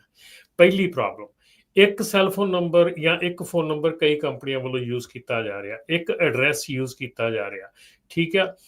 ਦੂਸਰੀ ਜਿਹੜੀ ਪ੍ਰੋਬਲਮ ਹੈਗੀ ਆ ਉਹ ਸਾਰਿਆਂ ਨਾਲੋਂ ਵੱਡੀ ਹੈਗੀ ਆ ਕਿ ਜਦੋਂ ਅਸੀਂ ਆਪ ਦੇ ਨਾਂ ਤੇ ਲੋਡ ਲੈ ਕੇ ਦੂਜੇ ਕਿਸੇ ਕੈਰੀਅਰ ਨੂੰ ਚੁਕਾਉਣੇ ਹੈਗੇ ਆ, ਉਹ ਡਬਲ ਬ੍ਰੋਕਰਿੰਗ ਹੈਗੀ ਆ। ਆਪਾਂ ਬਹੁਤ ਚਿਰ ਤੋਂ, ਮੇਰੇ ਖਿਆਲ ਜਦੋਂ ਤੋਂ ਮੈਂ ਰੇਡੀਓ ਤੇ ਆ, ਮੈਂ ਇਹ ਗੱਲ ਕਹਿਣਾ ਆ ਰਿਹਾ ਕਿ ਇਹ ਡਬਲ ਬ੍ਰੋਕਰਿੰਗ ਜਿਹੜੀ ਆ ਇਹ ਤੁਹਾਨੂੰ ਇਹ ਰੋਂਗ ਹੈਗੀ ਆ, ਇਹ ਇਲੀਗਲ ਹੈਗੀ ਆ। $10,000 ਈਚ ਵਾਇਲੇਸ਼ਨ ਦਾ ਇਹਦਾ ਫਾਈਨ ਹੈਗਾ ਜੇ ਗਵਰਨਮੈਂਟ ਆਪਣਾ ਫਾਈਨ ਲਾਉਣ ਤੇ ਆ ਜਾਵੇ ਤੇ, ਠੀਕ ਆ।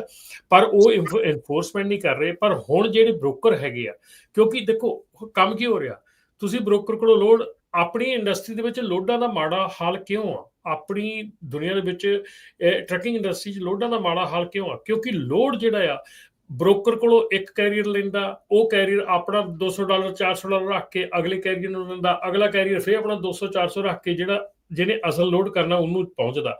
ਉਹ ਜਦੋਂ ਤੱਕ ਉਹਦੇ ਕੋਲ ਪਹੁੰਚਦਾ, ਹੁਣ ਆਪਾਂ ਕਹਿੰਦੇ ਵੀ ਬ੍ਰੋਕਰ ਬਹੁਤ ਮਾਰ ਕਰਦੇ ਆ, ਬ੍ਰੋਕਰ ਬਹੁਤ ਪੈਸੇ ਕੱਟਦੇ ਆ। ਬ੍ਰੋਕਰ ਨਾਲੋਂ ਜ਼ਿਆਦਾ ਪੈਸੇ ਉਹ ਟਰੱਕਿੰਗ ਕੰਪਨੀਆਂ ਕੱਟਦੀਆਂ ਜਿਹੜੀਆਂ ਲੋਡ ਆਪਣੇ ਨਾਂ ਤੇ ਲੈ ਕੇ ਗਾਂਹ ਦਿੰਦੀਆਂ, ਠੀਕ ਆ। ਇਹ ਸੱਚਾਈ ਆ। ਇਹ ਚੀਜ਼ ਨੂੰ ਜਿਹੜਾ ਆ ਤੁਸੀਂ ਜਿੰਨੀ ਜਲਦੀ ਸਮਝ ਜਾਓਗੇ, ਹੁਣ ਇਹਨਾਂ ਚੀਜ਼ਾਂ ਤੇ ਠੱਲ ਪੈ ਰਹੀ ਆ ਕਿਉਂਕਿ ਇਹ ਚੀਜ਼ਾਂ ਦੇ ਉੱਤੇ ਜਿਹੜੀ ਆ ਜਦੋਂ ਤੁਸੀਂ ਕਿਸੇ ਬ੍ਰੋਕਰ ਕੋਲੋਂ ਲੋਡ ਲੈਂਦੇ ਆ, ਉਹ ਗਾਂਹ ਲੋਡ ਦਿੰਦੇ ਆ, ਉਹ ਜਿਹੜੀ ਚੀਜ਼ ਹੈ ਨਾ ਉਹ ਡਬਲ ਬ੍ਰੋਕਰੇਜ ਆ। ਔਰ ਉਹ ਜਿਹੜੀਆਂ ਇਹ ਹਾਈਵੇ ਐਪਸ ਆ ਜਾਂ ਕੈਰੀਅਰ 411 ਇਹ ਸਾਰੀਆਂ ਇਹਨਾਂ ਦੇ ਵਿੱਚੋਂ ਰਿਪੋਰਟ ਹੁੰਦੀਆਂ। ਜਦੋਂ ਉਹ ਰਿਪੋਰਟ ਹੁੰਦੀਆਂ ਇਹਨਾਂ ਦੇ ਵਿੱਚ ਤੁਹਾਡੀ ਕੰਪਨੀ ਨੂੰ ਬੈਨ ਕਰ ਦਿੱਤਾ ਜਾਂਦਾ, ਬ੍ਰੋਕਰ ਤੁਹਾਨੂੰ ਡੂ ਨਾਟ ਯੂਜ਼ ਲਿਸਟ ਤੇ ਪਾ ਦਿੰਦੇ ਆ। ਇੱਥੇ ਬ੍ਰੋਕਰਾਂ ਦਾ ਏਕਾ ਜਿਹੜਾ ਉਹ ਦਿਖ ਰਿਹਾ ਹੈਗਾ। ਸਾਡੀ ਟਰੱਕਿੰਗ ਇੰਡਸਟਰੀ ਜਿਹੜੀ ਆ, ਟਰੱਕਿੰਗ ਕੰਪਨੀਆਂ ਜਿਹੜੀਆਂ ਆ, ਓਨੈਸਟ ਮਿਸਟੇਕਾਂ ਵੀ ਕਿਸੇ ਕੋ ਹੁੰਦੀਆਂ ਤੇ ਕਈ ਜਾਣੇ ਜਾਣ ਕੇ ਵੀ ਕਰਦੇ ਆ, ਠੀਕ ਆ, ਕਈ ਜਾਣੇ ਉੱਦਾਂ ਵੀ। ਦੂਸਰੀ ਚੀਜ਼ ਜਿਹੜੀ ਅੱਜ ਬਹੁਤ ਜ਼ਿਆਦਾ ਜਿਹੜਾ ਚੱਲ ਰਿਹਾ ਹੈਗਾ ਉਹ ਚੱਲ ਰਿਹਾ ਹੈਗਾ ਕਿ ਤੁਹਾਡੀ ਜਿਹੜੀ ਕੰਪਨੀ ਆ, ਤੁਸੀਂ ਆਪਣੀਆਂ ਕੰਪਨੀਆਂ ਲੋਕੀ ਵੇਚ ਰਹੇ ਆ, ਕਿਉਂਕਿ ਬੰਦ ਕਰਨ ਨਾਲੋਂ ਚੰਗਾ ਚਲੋ ਜਾਂ 8-10 ਹਜ਼ਾਰ ਦੀ ਵੇਚ ਦਿਓ, 5-7 ਹਜ਼ਾਰ ਦੀ ਵੇਚ ਦਿਓ।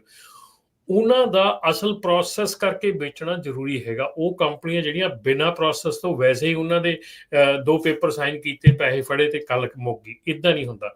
ਸਾਰਿਆਂ ਨਾਲੋਂ ਪਹਿਲਾ ਜਿਹੜਾ ਉਹਦਾ ਰੂਲ ਹੈਗਾ, ਆਪਣਾ IRS ਦਾ ਜਿਹੜਾ ਤੁਹਾਡਾ TIN ਨੰਬਰ ਆ, IRS ਨੂੰ ਕਾਲ ਕਰਕੇ ਉਹ TIN ਨੰਬਰ ਜਿਹੜਾ ਆ ਉਹ ਪੋਟੈਂਸ਼ੀਅਲ ਬਾਇਰ ਜਿਹੜਾ ਉਹਦੇ ਨਾਂ ਤੇ ਸਾਰਿਆਂ ਨਾਲੋਂ ਪਹਿਲਾਂ ਉਹ ਟ੍ਰਾਂਸਫਰ ਹੋਣਾ ਚਾਹੀਦਾ ਤੁਹਾਡਾ। ਜੇ ਉਹ ਟ੍ਰਾਂਸਫਰ ਨਹੀਂ ਹੁੰਦਾ, ਉਹ ਬਾਇਰ ਕੱਲ ਨੂੰ ਜਾ ਕੇ ਜੋ ਮਰਜ਼ੀ ਕਰ ਦੇ ਤੁਹਾਡੀ ਕੰਪਨੀ ਨਾਂ ਤੇ, ਉਹ ਸਾਰਾ ਤੁਹਾਡੇ ਸਿਰ ਪੈਣਾ ਹੈ।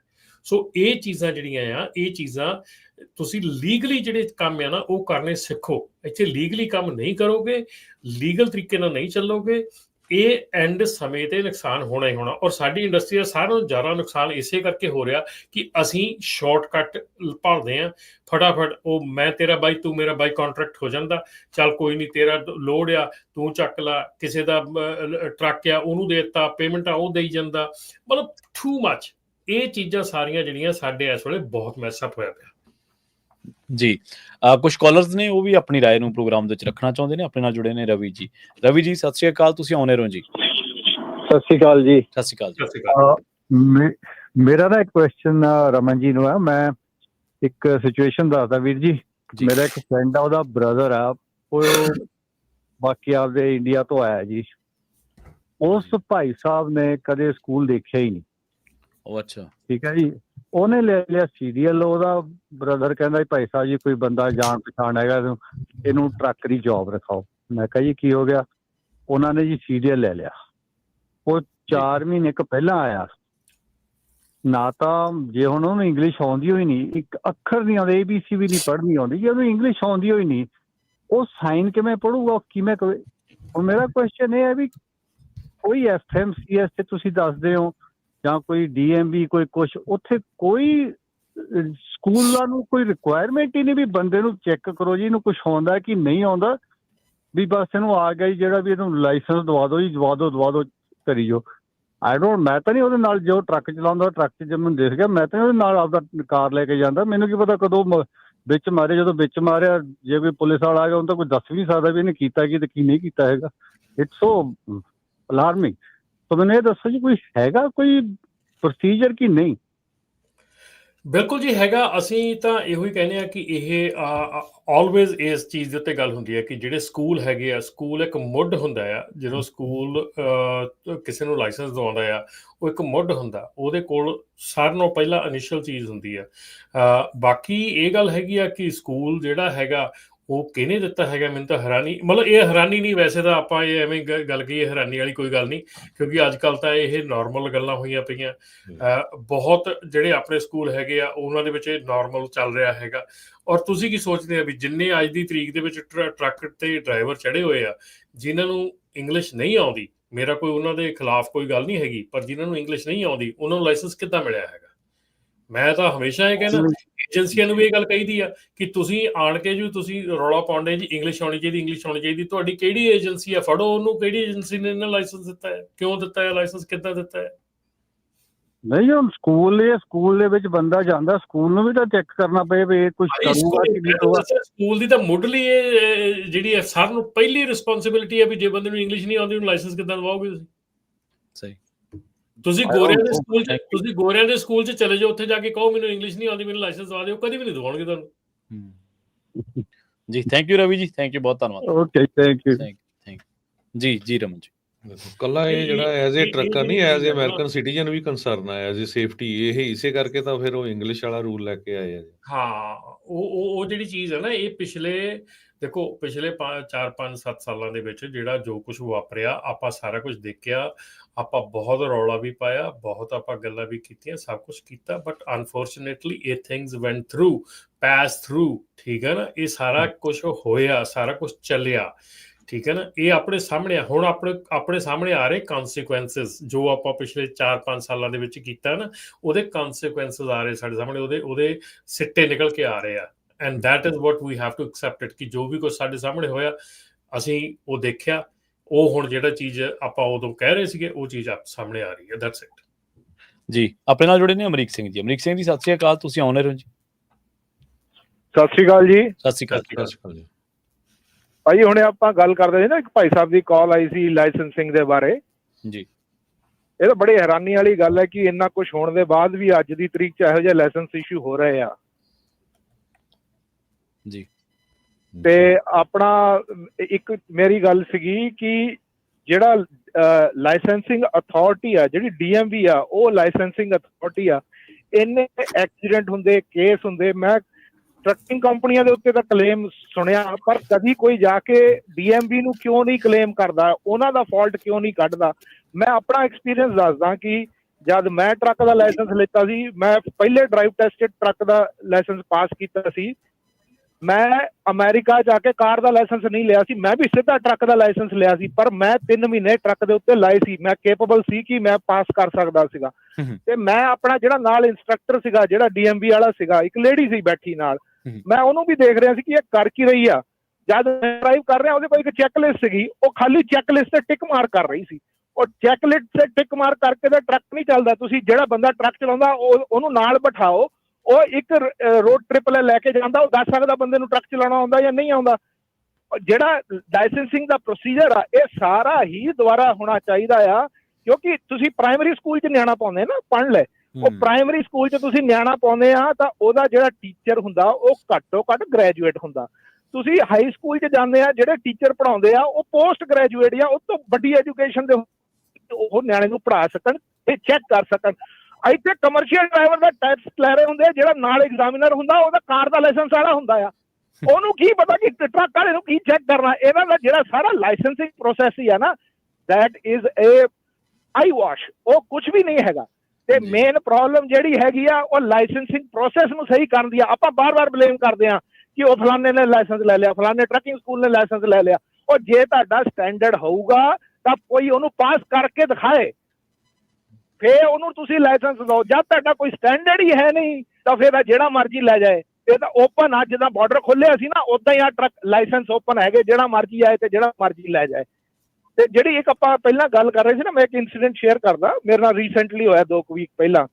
ਇੰਸ਼ੋਰੈਂਸ ਦੀ ਗੱਲ ਕਰ ਰਹੇ ਸੀ ਭਾਜੀ ਹੁਣੀ। ਮੈਂ ਇੱਕ ਲੋਡ ਚੱਕਿਆ ਸੀਗਾ, ਉਹ ਲੋਡ ਚੱਕ ਕੇ ਨੈਕਸਟ ਡੇ ਡਿਲੀਵਰ ਹੋਣਾ ਸੀਗਾ। ਬ੍ਰੋਕਰ ਸੀਗਾ ਉਹਦਾ, ਮੈਂ ਚਲੋ ਬ੍ਰੋਕਰ ਦਾ ਨਾਮ ਵੀ ਦੱਸਦਾ ਤਾਂ ਕਿ ਅੱਗੇ ਤੋਂ ਜੇ ਕੋਈ ਕੰਪਨੀ ਉਹਨਾਂ ਦੇ ਨਾਲ ਕੰਮ ਕਰਦੀ ਆ ਤੇ ਉਹ ਥੋੜਾ ਜਿਹਾ ਆਪਣਾ ਯਾਨੀ ਕਿ ਅਵੇਅਰ ਰਹਿਣ ਕਿ ਇਹਨਾਂ ਦੇ ਨਾਲ ਇਹ ਫਲੋ ਹੈਗਾ। ਬ੍ਰੋਕਰ ਸੀਗਾ ਸਪੌਟ ਦਾ, ਉਹਨਾਂ ਦਾ ਸਾਰਾ ਕੰਮ ਉਹ ਕੰਪਿਊਟਰ ਤੇ ਆਟੋਮੇਟਡ ਆ। ਠੀਕ ਆ ਜੀ, ਉਹਦੇ ਥਰੂ ਹਾਲਾਂਕਿ ਬ੍ਰੋਕਰ ਨਾਲ ਵਰਬਲੀ ਵੀ ਗੱਲ ਹੋਈ, ਸਭ ਚੀਜ਼ਾਂ ਕਨਫਰਮ ਹੋਈਆਂ, ਰੇਟ ਕਨਫਰਮੇਸ਼ਨ ਆ ਗਿਆ, ਨੈਕਸਟ ਡੇ ਡਿਲੀਵਰੀ ਇੰਨੇ ਵਜੇ ਦੀ। ਜਦ ਡਿਲੀਵਰੀ ਤੇ ਗਏ ਤਾਂ ਡਿਲੀਵਰੀ ਵਾਲੇ ਕਹਿੰਦੇ ਵੀ ਇਹਦਾ ਅਪਾਇੰਟਮੈਂਟ ਹੀ ਹੈ ਨਹੀਂ। ਹਾਂਜੀ ਅਮਰੀਕ ਜੀ, ਸੰਖੇਪ ਚ ਕਰ ਲਓ, ਆਪਣੇ ਕੋਲੇ ਸਮਾਂ ਥੋੜਾ ਹੀ ਬਚਿਆ ਜੀ, ਪਲੀਜ਼। ਹਾਂ ਚਲੋ ਠੀਕ ਹੈ, ਮੈਂ ਤੁਹਾਨੂੰ ਸ਼ਾਰਟ ਕਰਦਾ। ਐਂਡ ਰਿਜ਼ਲਟ ਇਹ ਹੈਗਾ ਉਹਦਾ ਕਿ ਡਿਲੀਵਰੀ ਅਪਾਇੰਟਮੈਂਟ ਮਿਲੀ 3 ਦਿਨ ਬਾਅਦ ਦੀ। ਠੀਕ ਹੈ, 3 ਦਿਨ ਬਹਿ ਕੇ ਡਿਲੀਵਰ ਕਰਨਾ ਪਿਆ। ਬ੍ਰੋਕਰ ਦਾ ਫਾਲਟ ਸੀ ਤੇ ਰਿਸੀਵਰ ਦਾ ਫਾਲਟ ਸੀ, ਜੋ ਵੀ ਅਪਾਇੰਟਮੈਂਟ ਦਾ ਇਸ਼ੂ ਸੀ। ਮੈਂ ਆਪਣੇ ਇੰਸ਼ੋਰੈਂਸ ਕੰਪਨੀ ਨੂੰ ਕਾਲ ਕੀਤੀ, ਮੈਂ ਕਿਹਾ ਬ੍ਰੋਕਰ ਨਾ ਤਾਂ ਕ੍ਰਾਸ ਡੌਕ ਕਰਾ ਰਿਹਾ, ਨਾਲੇ ਮੈਨੂੰ ਕਹਿ ਰਿਹਾ ਜੇ ਸੀਲ ਤੋੜੀ ਤਾਂ ਕਲੇਮ ਹੋ ਜਾਣਾ। ਤੇ ਇਸ ਸਿਚੁਏਸ਼ਨ 'ਚ ਜਿਹੜਾ ਟਰਾਂਸਪੋਰਟ ਕੈਰੀਅਰ ਹੈਗਾ ਜਾਂ ਜਿਹੜਾ ਰੀਫਰ ਹੈਗਾ, ਉਹ ਸਟੋਰੇਜ ਯੂਨਿਟ ਨਹੀਂ ਆ, ਉਹ ਟਰਾਂਸਪੋਰਟੇਸ਼ਨ ਲੈ ਆ। ਮੈਂ ਕਿਹਾ ਇਹ ਮਿਸਯੂਜ਼ ਕਰਦੇ ਆ ਬ੍ਰੋਕਰ ਇਦਾਂ ਇਹਨਾਂ ਨੂੰ ਟਰਾਂਸਪੋਰਟੇਸ਼ਨ ਦੇ ਸਟੋਰੇਜ ਦੇ ਵਾਸਤੇ। ਉਹ ਇੰਸ਼ੋਰੈਂਸ ਕੰਪਨੀ ਵਾਲੇ ਕਹਿੰਦੇ ਕਿ ਵਧੀਆ ਤੂੰ ਸਾਨੂੰ ਅਵੇਅਰ ਕਰਾਇਆ ਇਸ ਚੀਜ਼ ਦੇ ਬਾਰੇ। ਤੇ ਇੰਸ਼ੋਰੈਂਸ ਕੰਪਨੀ ਵਾਲੇ ਕਹਿੰਦੇ ਜੇ ਤੂੰ ਆਪਣਾ ਟਰੱਕ ਅਨਹੁੱਕ ਕਰ ਦੇਗਾ ਟ੍ਰੇਲਰ ਤੋਂ ਤਾਂ ਵਿਲ ਡਿਨਾਈ ਐਨੀ ਕਲੇਮ। ਮੈਂ ਕਿਹਾ ਪਰ ਮੈਂ ਅਨਹੁੱਕ ਕਰ ਨਹੀਂ ਸਕਦਾ ਕਿਉਂਕਿ ਟ੍ਰੇਲਰ ਮੇਰਾ ਹੈਗਾ ਆ।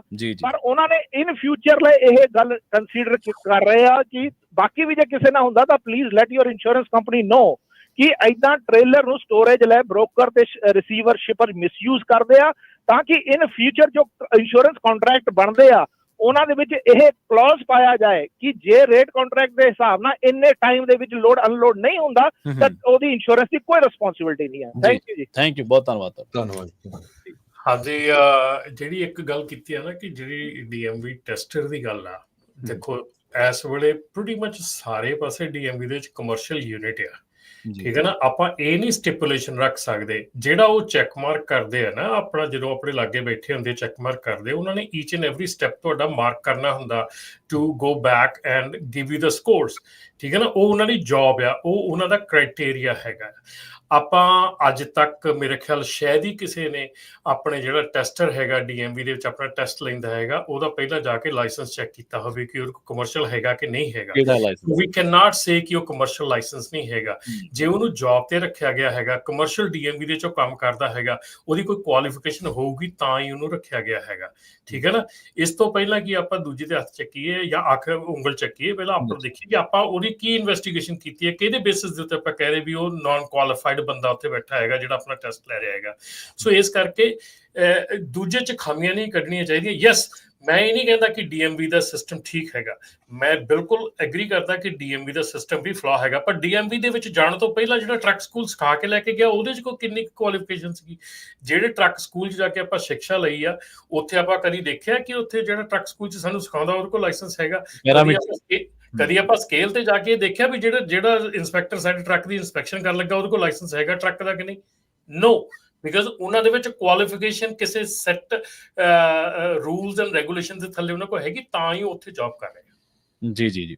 ਸੋ ਰਮਨ ਢਿੱਲੋਂ ਜੀ, ਜਿਹੜੀਆਂ ਜਾਣਕਾਰੀਆਂ ਨੇ ਇਹਨਾਂ ਨੂੰ ਆਪਾਂ ਇੱਕ ਵਾਰੀ ਇੱਥੇ ਵਿਰਾਮ ਦੇਵਾਂਗੇ। ਥੈਂਕ ਯੂ, ਬਹੁਤ ਧੰਨਵਾਦ ਤੁਹਾਡਾ ਜੁੜਨ ਦੇ ਲਈ। ਆਪਾਂ ਨਾਲ ਜੁੜਾਂਗੇ ਊੜਾ ਡੈਟਾ ਲੀਫ ਤੋਂ ਨਿਰਮਲ ਮਾਨ ਜੀ, ਜਿਹੜੇ ਕਿ ਪ੍ਰੋਗਰਾਮ ਦੇ ਵਿੱਚ ਹੁਣ ਬੈਂਕਾਂ ਦੇ ਨਾਲ ਸੰਬੰਧਿਤ ਤੇ ਟਰੱਕਿੰਗ ਇੰਡਸਟਰੀ ਦੇ ਬਾਰੇ ਜਿਹੜਾ ਤਾਜ਼ਾ ਜਾਣਕਾਰੀਆਂ ਨੇ ਉਹ ਸਾਂਝੀਆਂ ਕਰਨਗੇ। ਰਮਨ ਢਿੱਲੋਂ ਜੀ, ਬਹੁਤ ਧੰਨਵਾਦ ਜੀ। ਥੈਂਕ ਯੂ ਜੀ, ਬਹੁਤ ਧੰਨਵਾਦ। ਸੋ ਨਿਰਮਲ ਮਾਨ ਜੀ, ਸਤਿ ਸ਼੍ਰੀ ਅਕਾਲ। ਤੁਸੀਂ ਇਸ ਟਾਈਮ ਆਨ ਏਅਰ ਹੋ ਜੀ ਪੰਜਾਬੀ DSC ਦੇ ਪ੍ਰੋਗਰਾਮ ਅਪਡੇਟ ਟਰੱਕਿੰਗ ਦੇ ਵਿੱਚ। ਸਤਿ ਸ਼੍ਰੀ ਅਕਾਲ ਪ੍ਰਵੀਨ ਜੀ, ਸਤਿ ਸ਼੍ਰੀ ਅਕਾਲ ਅਜੋਤ ਭਾਜੀ, ਸਤਿ ਸ਼੍ਰੀ ਅਕਾਲ। Thank you. ਸਤਿ ਸ਼੍ਰੀ ਅਕਾਲ ਜੀ। ਨਿਰਮਲ ਭਾਜੀ, ਇਹ ਇੱਕ ਜਿਹੜੀ ਨਵੀਂ ਕੁਆਟਰ ਰਿਪੋਰਟ ਆਈ ਆ ਵੀ ਜਿਹੜੀ ਹਾਊਸ ਹੋਲਡ ਡੈਪਟ ਆ, ਹਾਊਸ ਹੋਲਡ ਲੋਕਾਂ ਦਾ ਜਿਹੜਾ ਕਰਜ਼ਾ ਆ ਉਹ $18.20 ਟ੍ਰਿਲੀਅਨ ਹੋ ਗਿਆ ਹੈਗਾ। ਪਹਿਲੇ ਕੁਆਟਰ ਦੇ ਵਿੱਚ $167 ਬਿਲੀਅਨ ਜਿਹੜਾ ਇਨਕਰੀਜ਼ ਹੋਇਆ। 2005 ਦਾ ਜਿਹੜਾ ਫਸਟ ਕੁਆਟਰ ਆ, ਇਹ ਅਮਰੀਕਾ ਦੇ ਜਿਹੜੇ ਲੋਕ ਆ, ਮੈਂ ਉਹਨਾਂ ਦੀ ਗੱਲ ਕਰਦਾ, ਆਪਾਂ ਜਿਹੜੇ ਸੋ ਇੰਨਾ ਜ਼ਿਆਦਾ ਕਰਜ਼ਾ, ਚਲੋ ਮੁਲਕ ਦਾ ਸਾਡਾ ਹੈਗਾ ਹੀ ਆਲਰੇਡੀ ਇੰਨੇ ਕਰਜ਼ੇ ਦੇ ਵਿੱਚ। ਸੋ ਉੱਪਰੋਂ ਆਪਾਂ ਦੇਖਦੇ ਹਾਂ ਰੋਜ਼ ਲੇ ਆਫ ਹੋ ਰਹੀ ਆ, ਟਰੱਕਿੰਗ ਇੰਡਸਟਰੀ ਦਾ ਹਾਲ ਆਪਾਂ ਨੂੰ ਪਤਾ ਹੀ ਆ। ਸੋ ਬਹੁਤ ਸਾਰੇ ਲੋਕ ਸਟ੍ਰੈਸ ਦੇ ਵਿੱਚ ਵੀ ਆ, ਤੇ ਤੁਸੀਂ ਇਸ ਫੀਲਡ ਦੇ ਵਿੱਚ ਆ, ਹੁਣ ਕੀ ਆਪਸ਼ਨਸ ਆ, ਕੀ ਚੱਲ ਰਿਹਾ ਹੈਗਾ? ਜੀ ਬਿਲਕੁਲ ਜੋਤ ਭਾਜੀ, ਜਿਹੜਾ ਤੁਸੀਂ ਡੈਟ ਕੀਤਾ ਨਾ ਓਵਰਆਲ ਡੈਟ, ਉਹਦੇ ਸਾਰਾ ਡੈਟ ਇਨਕਲੂਡ ਹੁੰਦਾ। ਉਹਦੇ 'ਚ ਤੁਹਾਡਾ ਘਰ ਦਾ ਮੌਰਗੇਜਸ ਵੀ ਹੋ ਗਈਆਂ, ਗੱਡੀਆਂ ਦੇ ਪੇਮੈਂਟਸ ਵੀ, ਪਲੱਸ ਕੋਈ ਹੀ ਲੋਕ ਲਈ ਹੋਈ ਉਹ ਵੀ ਹੈਗੀ ਆ। ਦੇਖੋ ਪਰ ਬਹੁਤ ਵੱਡਾ ਕਰਜ਼ਾ ਇਹਦੇ ਵਿੱਚ ਉਹ ਵੀ ਹੈ ਜਿਹੜੇ 'ਚ ਇਹਨਾਂ ਲੋਕਾਂ ਦਾ 2-2, 3-3% ਇੰਟਰਸਟ ਰੇਟ ਵੀ ਹੈਗਾ। ਐਂਡ ਆਫ ਕੋਰਸ ਘਰਾਂ ਦੀ ਕਿਸ਼ਤ ਤੇ ਆਪਾਂ ਨਹੀਂ ਅਵੋਇਡ ਕਰ ਸਕਦੇ, ਉਹ ਦੇਣੀ ਪੈਣੀ ਹੈ, ਬਿਕੋਜ਼ ਵਨ ਵੇ ਅਨਦਰ ਸਾਨੂੰ ਘਰ ਤੇ ਰਹਿਣ ਨੂੰ ਚਾਹੀਦਾ ਹੀ ਹੈ। ਪਰ ਜਿਹੜੀ ਮੇਨ ਕੰਸਰਨ ਦੀ ਗੱਲ ਹੈ ਜਿਹਦੇ ਵਿੱਚ ਅਸੀਂ ਜ਼ਿਆਦਾਤਰ ਹੈਲਪ ਕਰਦੇ ਹਾਂ, ਡੀਲ ਕਰਦੇ ਹਾਂ ਪਿਛਲੇ 18 ਸਾਲਾਂ ਤੋਂ, ਉਹ ਪ੍ਰਾਇਮਰਲੀ ਹੈਗੀ ਹੈ ਤੁਹਾਡਾ ਕ੍ਰੈਡਿਟ ਕਾਰਡ ਦਾ ਡੈਟ। ਸੋ ਕ੍ਰੈਡਿਟ ਕਾਰਡ ਦਾ ਡੈਟ ਜਿਹੜਾ ਸਿਰਫ ਜੇ ਆਪਾਂ ਹਰਜੋਤ ਭਾਜੀ ਸਿਰਫ ਉਹਨੂੰ ਹੀ ਕਰੀਏ ਤੇ ਆਲਮੋਸਟ 1.2 ਟ੍ਰਿਲੀਅਨ ਤੇ ਪਹੁੰਚ ਚੁੱਕਿਆ। ਐਵਰੇਜ ਹਾਊਸ ਹੋਲਡ ਦੇ ਉੱਤੇ ਤਕਰੀਬਨ $7,000 ਤੋਂ $8,000 ਦਾ ਕ੍ਰੈਡਿਟ ਕਾਰਡ ਡੈਟ ਹੈਗਾ। ਔਰ ਜੇ ਕ੍ਰੈਡਿਟ ਕਾਰਡ ਡੈਟ ਦੀ ਗੱਲ ਕਰੀਏ, ਉਹਦੀ ਇੰਟਰਸਟ ਰੇਟ ਹੀ ਸ਼ੁਰੂ ਹੁੰਦਾ 21 ਤੋਂ 22%। ਜੇ ਜਿੱਥੇ ਆਪਾਂ ਗੱਲ ਕੀਤੀ ਸੀ ਘਰਾਂ ਦੀ, ਜਿਹੜਾ 2, 3, 4% ਤੇ ਵੀ ਹੈਗਾ, ਪਰ ਇਹ 21 ਤੋਂ 22, 24% ਐਵਰੇਜ 24% ਚੱਲਦਾ ਪਿਆ। ਔਰ ਜੋ ਮੌਜੂਦਾ ਹਾਲਾਤ ਨੇ ਜਿਹਦੇ 'ਚ ਮਾਰਕੀਟ ਦੀ ਵੱਡੀ ਇਨਸਟੇਬਿਲਿਟੀ ਕਰਕੇ ਇੰਟਰਸਟ ਰੇਟ ਹੋਰ ਵੀ ਉੱਤੇ ਹੈਗੇ। ਔਰ ਚੱਕਰ ਇਹ ਹੈ ਕਿ ਜਿੱਦਾਂ ਇੰਡੀਆ ਦੇ ਵਿੱਚ ਲਾਲਿਆਂ ਦੇ ਵਿਆਜ ਹੁੰਦਾ ਸੀ ਨਾ ਕਿ 100 ਨੂੰ ਸੈਂਕੜੇ ਨੂੰ $2, ਉਹ ਹਿਸਾਬ ਹੈ ਇੱਥੇ ਕਿ ਜੇ 24% ਲਾ ਲਓ ਤੁਸੀਂ ਤੇ ਆਲਮੋਸਟ ਉਹੀ 2% ਪਰ ਮੰਥਲੀ ਹੋ ਗਿਆ। ਸੋ ਇਹ ਜਿਹੜਾ ਵਿਆਜ ਆ ਇਹ ਲਾਉਣਾ ਆਲਮੋਸਟ ਇੰਪੋਸੀਬਲ ਹੋ ਜਾਂਦਾ ਕਿ ਕਿਸੇ ਮਿਨੀਮਮ ਪੇਮੈਂਟ ਜੇ ਖਾਸ ਕਰਕੇ ਦਈਏ, ਕਿਉਂਕਿ ਅੱਜ ਕੱਲ੍ਹ ਤੁਸੀਂ ਆਪਣੀ ਸਟੇਟਮੈਂਟ ਤੇ ਦੇਖ ਸਕਦੇ ਹੋ, ਹਰ ਸਟੇਟਮੈਂਟ ਦੇ ਉੱਤੇ ਆਉਂਦਾ ਕਿ ਜੇ ਮਿਨੀਮਮ ਪੇਮੈਂਟ ਅਸੀਂ ਦਿੰਦੇ ਹਾਂ ਉਹਨੂੰ ਕਿੰਨਾ ਟਾਈਮ ਲੱਗਦਾ। ਤਕਰੀਬਨ 30 ਤੋਂ 50 ਸਾਲ ਲੱਗ ਜਾਂਦੇ ਨੇ। ਜਿੱਥੇ ਅਸੀਂ 10,000 ਦੇਣਾ ਉੱਥੇ 80,000 90,000 ਦੇ ਕੇ ਛੋੜਦੇ ਹਾਂ। ਜੇ 10,000 ਦੀ ਗੱਲ ਕਰ ਰਹੇ ਹਾਂ, ਜੇ ਆਪਾਂ ਦੇਣਾ ਹੀ 40 50 70 $80,000 ਹੈ, ਹਿਸਾਬ ਲਾ ਲਓ ਕਿੰਨਾ ਜ਼ਿਆਦਾ ਹੋਣਾ। ਸੋ ਆਉਣ ਵਾਲਾ ਟਾਈਮ ਵੀ ਕੋਈ ਇੰਨਾ ਸਖਾਵਾਂ ਨਹੀਂ, ਬਿਕੋਜ਼ ਮਾਰਕੀਟ ਅਜੇ ਵੀ ਕਾਫੀ ਇਨਸਟੇਬਲ ਹੈ। ਤੇ ਮੈਂ ਤੇ ਇਹੀ ਕਹਾਂਗਾ ਕਿ ਜਿਹੜਾ ਵੀ ਤੁਹਾਡਾ ਕਰਜ਼ਾ ਜਿਹੜਾ ਖਾਸ ਕਰਕੇ ਅਨਸਿਕਿਉਰ ਡੈਟ ਹੈ, ਜਿਵੇਂ ਕ੍ਰੈਡਿਟ ਕਾਰਡ ਦਾ, ਕੋਈ ਮੈਡੀਕਲ ਬਿਲਸ ਨੇ, ਤੁਹਾਡੀ ਕੋਈ ਆਊਟ ਆਫ ਬਿਜ਼ਨਸ ਚਲੇ ਗਿਆ, ਕੋਈ ਆਊਟਸਟੈਂਡਿੰਗ ਲੀਜ਼ ਹੀ, ਕੋਈ ਤੁਹਾਡਾ ਇਕਵਿਪਮੈਂਟ ਰੀਪੋ ਹੋ ਗਿਆ ਜਾਂ ਗੱਡੀ ਰੀਪੋ ਹੋ ਗਈ ਜਾਂ ਟੋਟਲ ਹੋ ਗਈ ਹੈ, ਉਹ ਗੱਡੀ ਟੋਟਲ ਜਾਂ ਰੀਪੋ ਹੋਣ ਦੇ ਬਾਅਦ ਵੀ ਉਹ ਜਿਹੜੇ ਪੂਰੇ ਦੇ ਪੂਰੇ ਪੈਸੇ ਨੇ ਆਪਣੇ ਕਲਾਇੰਟਸ ਨੂੰ ਪਾਉਂਦੇ ਨੇ। ਸੋ ਅਸੀਂ ਜਿਹੜਾ ਕੰਮ ਕਰਦੇ ਹਾਂ ਕਿ ਅਪ ਟੂ 60% ਤੁਹਾਡੇ ਪੈਸੇ ਜਿਹੜੇ ਮਾਫ ਕਰਾ ਸਕਦੇ ਹਾਂ, ਔਰ ਬਾਕੀ ਰਹਿੰਦੇ 40 ਦੀਆਂ ਇਨਸਾਨ ਕਿਸ਼ਤਾਂ ਬਣਾ ਸਕਦੇ ਹਾਂ।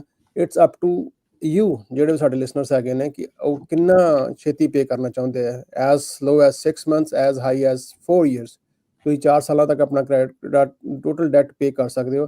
ਔਰ ਸਭ ਤੋਂ ਮੋਸਟ ਇੰਪੋਰਟੈਂਟ ਫੈਕਟਰ ਕਿ ਜਦੋਂ ਤੁਸੀਂ ਜਿੰਨਾ ਚਿਰ ਤੁਹਾਡਾ ਕਰਜ਼ਾ ਮਾਫ ਨਹੀਂ ਹੁੰਦਾ, ਇੱਕ ਨਿੱਕਾ ਪੈਸਾ ਵੀ ਚਾਰਜ ਨਹੀਂ ਕਰਦੇ। After paying all that fees, ਤੁਹਾਡੀ fees, late payment fees, lawyers, everything, you still can save up to 60% on average 50% ਬਣ ਜਾਂਦਾ, ਪਰ ਅਪ ਟੂ 60% ਵੱਧ ਜਾਂਦਾ ਹੈ।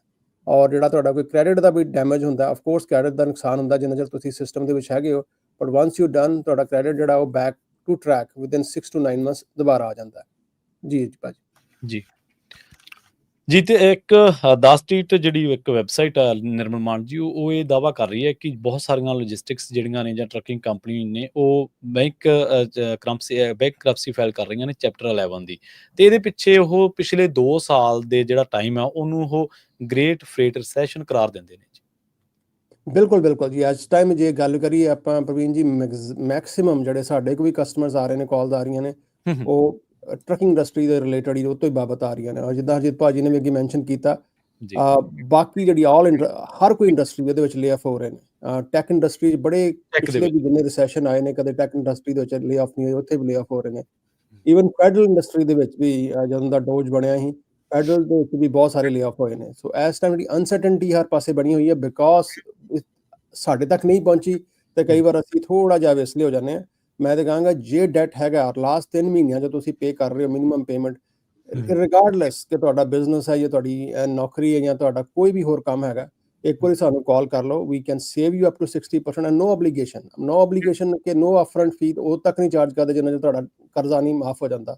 Even if you enroll with us for 6 months, ਜੇ ਅਸੀਂ ਕੁਝ ਨਹੀਂ ਕਰਦੇ you won't pay a penny. So call ਕਰਨ ਦੇ ਵਿੱਚ ਕੋਈ ਜ਼ਿਆਦਾ ਟਾਈਮ ਵੀ ਨਹੀਂ ਲੱਗਦਾ ਔਰ 100% ਪ੍ਰਾਈਵੇਸੀ ਹੈ। ਮੈਂ ਨੰਬਰ ਦੱਸਣਾ ਇੱਕ ਵਾਰੀ, ਨੰਬਰ 888 888 9914 888 888 9914 ਜਾਂ ਸਾਡੀ ਵੈਬਸਾਈਟ ਆ ura.org OORAA.org। ਜੀ ਜੀ। ਸੋ ਨਿਰਮਲ ਭਾਈ, ਮੇਰਾ ਕੁਐਸਚਨ ਸੀ ਵੀ ਜਦੋਂ ਡੈਪਟ ਕੰਸੋਲੀਡੇਸ਼ਨ ਕਰਦੇ ਨੇ, ਕਈਆਂ ਕੋ ਮੰਨ ਲਓ ਵੀ ਕਈ ਕ੍ਰੈਡਿਟ ਕਾਰਡ ਆ, ਤੁਸੀਂ ਕੰਸੋਲੀਡੇਸ਼ਨ ਕਰਤੀ, ਜਦੋਂ ਉਹਨਾਂ ਨੇ ਮੁੜ ਕੇ ਕ੍ਰੈਡਿਟ ਬਿਲਡਅਪ ਹੋਣਾ, ਉਹ ਕਿੰਨੇ ਕੁ ਸਾਲ ਲੱਗ ਜਾਂਦੇ ਆ? ਉਹਨਾਂ ਨੇ ਕੋਈ ਘਰ ਖਰੀਦਣਾ ਦੁਬਾਰਾ ਕੀ ਜਾਂ ਹੋਰ ਕਿੰਨਾ ਕੁ ਉਹਦੇ ਤੇ ਅਸਰ ਪੈਂਦਾ ਹੈਗਾ? ਜੀ ਜੀ ਬਿਲਕੁਲ ਅਜਿਤ ਭਾਜੀ, ਬਹੁਤ ਹੀ ਵੈਲਿਡ ਕੁਐਸਚਨ ਹੈ। ਜਨਰਲੀ ਮੈਂ ਜਿੱਦਾਂ ਕਿ ਕਿਹਾ ਕਿ ਵਿਦਿਨ 6 to 9 months ਤੁਹਾਡਾ ਜਿਹੜਾ ਉਹ ਰਾਈਟ ਅਵੇ ਤੁਹਾਡਾ ਬੈਕ ਔਨ ਟਰੈਕ ਆ ਜਾਂਦਾ। ਕਈ ਵਾਰ ਕੀ ਹੁੰਦਾ ਕਿ ਅਸੀਂ ਮਿਨੀਮਮ ਪੇਮੈਂਟ ਦੇਈ ਜਾਂਦੇ ਹਾਂ ਕਿ ਅਸੀਂ ਕ੍ਰੈਡਿਟ ਖਰਾਬ ਨਹੀਂ ਕਰਨਾ ਚਾਹੁੰਦੇ। ਆਫ ਕੋਰਸ ਤੁਹਾਨੂੰ ਲੱਗਦਾ ਕਿ ਤੁਹਾਡਾ ਸਕੋਰ 800 ਹੈ 900 ਹੈ, ਪਰ ਜੇ ਬੰਦਾ ਹੁਣ 10,000 ਜਾਂ 40,000 ਦਾ ਕ੍ਰੈਡਿਟ ਕਾਰਡ ਦਾ ਡੈਟ ਨਹੀਂ ਪੇ ਕਰ ਸਕਦਾ ਪਿਆ ਔਰ ਜੇ ਮਾਰਕੀਟ ਜਾ ਕੇ ਉਹ ਨਵਾਂ ਹੋਰ ਬੋਰੋ ਕਰਨਾ ਚਾਹੁੰਦਾ 4 ਲੱਖ ਜਾਂ 4 ਮਿਲੀਅਨ, ਬੈਂਕ ਹਮੇਸ਼ਾ ਰਿਲੈਕਟੈਂਟ ਰਹੇਗਾ ਉਹਨੂੰ ਪੈਸੇ ਦੇਣ ਵਾਸਤੇ ਕਿ 40,000 ਦਾ ਲਾਦਾ ਨਹੀਂ ਪਿਆ ਤੇ 4 ਲੱਖ ਅਸੀਂ ਕਿੱਦਾਂ ਦੇ ਦਈਏ, ਬਿਕੋਜ਼ ਤੁਹਾਡੀ debt to income ratio extremely high ਹੈ। ਸੋ ਈਵਨ ਦੋ ਤੁਹਾਡਾ ਕ੍ਰੈਡਿਟ ਸਕੋਰ ਪਰਫੈਕਟ ਹੋ ਸਕਦਾ, ਪਰ ਤੁਹਾਨੂੰ ਕ੍ਰੈਡਿਟ ਸਕੋਰ ਦੇ ਉੱਤੇ ਲੋਨ ਨਹੀਂ ਮਿਲਣਾ। ਔਰ ਕ੍ਰੈਡਿਟ ਸਕੋਰ ਅਸੀਂ ਹਮੇਸ਼ਾ ਪਰਫੈਕਟ ਇਸ ਕਰਾਦੇ ਹਾਂ ਕਿ ਸਾਨੂੰ ਲੋਨ ਜਿਹੜਾ ਬੈਟਰ ਇੰਟਰਸਟ ਰੇਟ ਤੇ ਮਿਲ ਜਾਏ।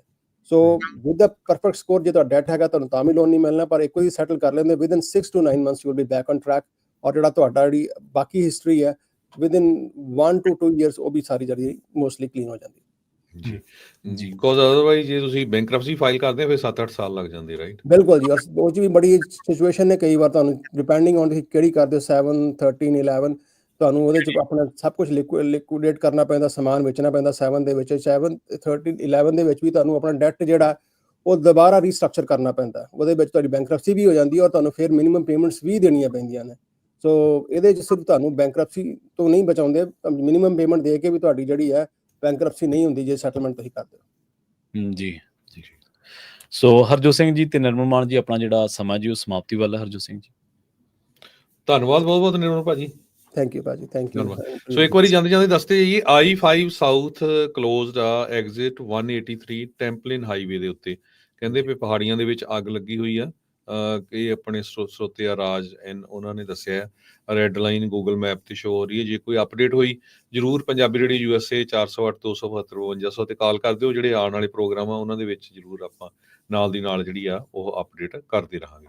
ਜੀ ਬਿਲਕੁਲ। ਸੋ ਅਪਡੇਟ ਟਰੱਕਿੰਗ ਪ੍ਰੋਗਰਾਮ ਨੂੰ ਅਸੀਂ ਇੱਥੇ ਹੀ ਸਮਾਪਤ ਕਰਾਂਗੇ। ਅਸੀਂ ਉਮੀਦ ਕਰਦੇ ਹਾਂ ਕਿ ਇਹ ਪ੍ਰੋਗਰਾਮ ਤੁਹਾਨੂੰ ਜ਼ਰੂਰ ਪਸੰਦ ਆਇਆ ਹੋਵੇਗਾ। ਤੇ ਜਾਂਦੇ ਜਾਂਦੇ ਇੱਕ ਜ਼ਰੂਰ ਜਿੰਨੇ ਵੀ ਸਾਡੇ ਸਰੋਤੇ ਬੇਨਤੀ ਕਰਨੀ ਆ ਵੀ 7 ਤਰੀਕ ਪਰਸੋਂ ਨੂੰ ਜੋ ਗੁਰੂ ਅਰਜਨ ਦੇਵ ਜੀ ਦੀ ਸ਼ਹਾਦਤ ਤੇ ਹੋਰ ਅਨੇਕਾਂ ਜੋ ਸ਼ਹੀਦ ਹੋਏ ਆ 1984 ਤੇ ਉਸ ਤੋਂ ਬਾਅਦ ਉਹਨਾਂ ਦੀ ਯਾਦ ਦੇ ਵਿੱਚ ਸੈਨ ਫਰਾਂਸਿਸਕੋ ਦੇ ਵਿੱਚ ਨਗਰ ਕੀਰਤਨ ਹੋਣਾ ਆ। ਵੱਧ ਚੜ ਕੇ ਉਸ ਨਗਰ ਕੀਰਤਨ 'ਚ ਹਿੱਸਾ ਲਓ। ਤੇ ਬੱਸਾਂ ਚੱਲ ਰਹੀਆਂ ਹੈਗੀਆਂ ਆਪਣੇ ਫਰਿਜ਼ਨੋ ਤੋਂ ਜੋ ਨਾਨਕਸਰ ਗੁਰਦੁਆਰਾ ਸਾਹਿਬ ਚੈਰੀ ਐਵਨਿਊ ਤੇ ਆ, ਜੁੱਬਾ ਸਿਟੀ ਤੋਂ ਟੈਰਾਵੀਨਾ ਗੁਰਦੁਆਰਾ ਸਾਹਿਬ ਤੋਂ, ਸੈਕਰਾਮੈਂਟੋ ਬਰਾੜਸ਼ਾਹ ਗੁਰਦੁਆਰਾ ਸਾਹਿਬ ਤੋਂ, ਬੈਸਟ ਸੈਕਰਾਮੈਂਟੋ ਗੁਰਦੁਆਰਾ ਸਾਹਿਬ ਤੋਂ, ਸਟਾਕਟਨ ਗੁਰੂ ਘਰ ਤੋਂ ਤੇ ਫਰੀਮੌਂਟ ਗੁਰੂ ਘਰ ਤੋਂ। ਸੋ ਜਿਨ੍ਹਾਂ ਨੇ ਜਾਣਾ ਹੈ ਆਪਣੇ ਆਪਣੇ ਉੱਥੇ ਨਾਂ ਲਿਖਾ ਦਿਓ ਤੇ 10 ਕੁ ਵਜੇ ਨਗਰ ਕੀਰਤਨ ਸ਼ੁਰੂ ਹੋਣਾ ਆ।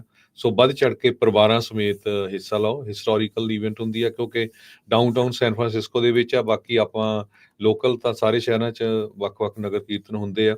ਸੋ ਸਾਡਾ ਸਾਰਿਆਂ ਦਾ ਜਿਹੜਾ ਫਰਜ਼ ਬਣਦਾ ਹੈ ਵੱਧ ਤੋਂ ਵੱਧ ਇਸ ਨਗਰ ਕੀਰਤਨ ਦੇ ਵਿੱਚ ਜਿਹੜਾ ਹਿੱਸਾ ਪਾਈਏ। ਅਸੀਂ ਕੋਸ਼ਿਸ਼ ਕਰਾਂਗੇ ਭਾਈ ਅਵਤਾਰ ਸਿੰਘ ਹੋਣਾ ਦੀ ਜਿਹੜਾ ਸਿੱਖ ਕੌਮਵਾਦ ਦਾ ਸੰਕਲਪ, ਨਾ ਹਮ ਹਿੰਦੂ ਨਾ ਮੁਸਲਮਾਨ, ਉਹ ਬੁੱਕ ਵੀ ਉੱਥੇ ਲੈ ਕੇ ਆਈਏ ਤਾਂ ਕਿ ਬਹੁਤ ਸਾਨੂੰ ਕਾਲਸ ਆਈਆਂ ਸੀਗੀਆਂ ਵੀ ਅਸੀਂ ਨਗਰ ਕੀਰਤਨ ਤੇ ਪਹੁੰਚਣਾ ਹੈ ਤੇ ਜੇ ਉੱਥੋਂ ਬੁੱਕ ਮਿਲ ਜਾਏ ਆਪਾਂ ਟਰਾਈ ਕਰਾਂਗੇ ਜੇ ਉੱਥੇ ਇੱਕ ਟੇਬਲ ਲਾ ਕੇ ਤੁਸੀਂ ਜਿਹੜੀਆਂ ਉਹ ਬੁੱਕਸ ਆ ਉਹ ਵੀ ਲੈ ਸਕਦੇ ਹੈਗੇ।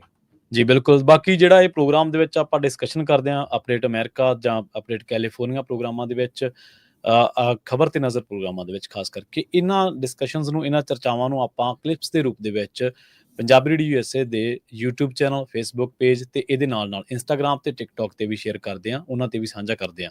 ਤੁਸੀਂ ਉਹਨਾਂ ਪਲੇਟਫਾਰਮਸ ਤੇ ਵੀ ਜ਼ਰੂਰ ਜੁੜੋ। ਜੇਕਰ ਕਿਸੇ ਕਾਰਨ ਤੁਸੀਂ ਇਹ ਨਹੀਂ ਸੁਣ ਸਕੇ ਜਾਂ ਤੁਸੀਂ ਕਿਸੇ ਕਲਿੱਪ ਨੂੰ ਦੁਬਾਰਾ ਸੁਣਨਾ ਚਾਹੁੰਦੇ ਹੋ ਤਾਂ ਤੁਸੀਂ ਉੱਥੇ ਜਾ ਕੇ ਉਸ Instagram ਪੇਜ ਨੂੰ ਲਾਈਕ ਕਰ ਸਕਦੇ ਹੋ, ਸਾਨੂੰ Twitter ਤੇ ਫੋਲੋ ਕਰ ਸਕਦੇ ਹੋ, TikTok ਤੇ ਸਾਡੇ ਨਾਲ ਜੁੜ ਸਕਦੇ ਹੋ ਤੇ ਅਸੀਂ ਉੱਥੇ ਵੀ ਰੈਗੂਲਰੀ ਇਸ ਹਰ ਪ੍ਰੋਗਰਾਮ ਦੇ ਵਿੱਚੋਂ ਜਿਹੜੀਆਂ ਇੰਪੋਰਟੈਂਟ ਜਾਣਕਾਰੀਆਂ ਜ਼ਿਆਦਾ ਇੰਪੋਰਟੈਂਟ ਹੁੰਦੀਆਂ ਨੇ ਉਹ ਜਿਹੜੀਆਂ ਤੁਸੀਂ ਲੇਟਰ ਔਨ ਦੇਖਣ ਵਾਸਤੇ ਉੱਥੇ ਸਾਡੇ ਪੇਜਾਂ ਨਾਲ ਜੁੜ ਕੇ ਪੰਜਾਬੀ USA ਦੇ ਨਾਲ ਉੱਥੇ ਜੁੜ ਕੇ ਤੇ ਉਹ ਕਲਿੱਪਸ ਨੂੰ ਤੁਸੀਂ ਦੇਖ ਸਕਦੇ ਹੋ। ਦੁਬਾਰਾ ਡਾਊਨਲੋਡ ਵੀ ਉੱਥੋਂ ਜਿਹੜੀ ਆਪਸ਼ਨ ਆ ਉਹ ਹੁੰਦੀ ਹੈ, ਉਹ ਕਰ ਸਕਦੇ ਹੋ। ਸੋ ਜ਼ਰੂਰ ਉੱਥੇ ਪੰਜਾਬੀ USA ਦਾ ਜਿਹੜਾ ਸਹਿਯੋਗ ਆ ਉਹ ਜ਼ਰੂਰ ਕਰੋ, ਨਾਲ ਜੁੜੋ। ਸਮਾਂ ਇਜਾਜ਼ਤ ਨਹੀਂ ਦਿੰਦਾ, ਜਿਹੜੇ ਬਹੁਤ ਸਾਰੀਆਂ ਜਾਣਕਾਰੀਆਂ ਹੋਰ ਤੁਹਾਡੇ ਨਾਲ ਸਾਂਝੀਆਂ ਕਰਨੀਆਂ ਸੀਗੀਆਂ। ਅਗਲਾ ਪ੍ਰੋਗਰਾਮ ਲੈ ਕੇ ਆ ਰਹੇ ਨੇ ਮਸੂਦ ਮੱਲੀ ਜੀ ਕੁਝ ਹੀ ਮਿੰਟਾਂ ਤੇ ਇਸੇ ਤਰ੍ਹਾਂ ਜੇ ਆਪਾਂ ਪ੍ਰਵੀਨ ਜੀ ਦੱਸਦੇ ਜਾਈਏ ਬਾਕੀ ਦੇ ਜਿਹੜੇ ਸਾਡੇ ਪ੍ਰੋਗਰਾਮ ਆ ਬਹੁਤੇ ਹੀ ਉਹ ਸਾਰੇ ਜੋ ਜੂਨ 1984 ਦਾ ਘੱਲੂ ਘਰ ਆਇਆ ਉਹਦੇ ਜੀ। ਸੰਬੰਧ 'ਚ ਹੀ ਸਮਰਪਿਤ ਆ। ਬਹੁਤ ਸਾਰੇ ਪ੍ਰੋਗਰਾਮਾਂ 'ਚ ਕਾਲਸ ਵੀ ਹੁੰਦੀਆਂ, ਸੋ ਆਪਣਾ ਕਾਲ ਕਰਕੇ ਆਪਣਾ ਜਿਹੜਾ ਦੁੱਖ ਆ ਉਹ ਵੀ ਫੋਲਿਆ ਕਰੋ। ਦੱਸੋ ਪੂਰੀ ਦੁਨੀਆ ਨੂੰ ਵੀ ਸਾਡੇ ਨਾਲ ਕੀ ਕੁਝ ਵਾਪਰਿਆ ਹੈ। ਸੋ ਅਸੀਂ ਜ਼ਰੂਰ ਪੰਜਾਬੀ ਰੇਡੀਓ USA ਵੱਲੋਂ ਕੋਸ਼ਿਸ਼ ਕਰ ਰਹੇ ਹਾਂ। ਸੋ ਹੁਣ ਜਿੰਨੇ ਵੀ ਸਾਡੇ 15 ਦੇ 15 AM ਤੇ FM ਸਟੇਸ਼ਨਸ ਹੈਗੇ ਆ ਉਹਨਾਂ ਜੀ। ਸਾਰਿਆਂ ਦੇ ਉੱਤੇ ਜਿਹੜੇ ਲਗਾਤਾਰ ਪ੍ਰੋਗਰਾਮ ਚੱਲ ਰਹੇ ਹੈਗੇ ਆ ਉਹਨਾਂ ਦੇ ਵਿੱਚ ਹਿੱਸਾ ਪਾਇਆ। ਜੀ ਬਿਲਕੁਲ। ਸੋ ਬਹੁਤ ਬਹੁਤ ਧੰਨਵਾਦ ਹਰਜੋਤ ਸਿੰਘ ਜੀ ਤੁਹਾਡਾ ਵੀ, ਤੇ ਆਪਾਂ ਹੁਣ ਲਈਏ ਜੀ ਇਜਾਜ਼ਤ। ਪਿਆਰ ਭਰੀ ਸਤਿ ਸ਼੍ਰੀ ਅਕਾਲ। ਸਤਿ ਸ਼੍ਰੀ ਅਕਾਲ ਜੀ।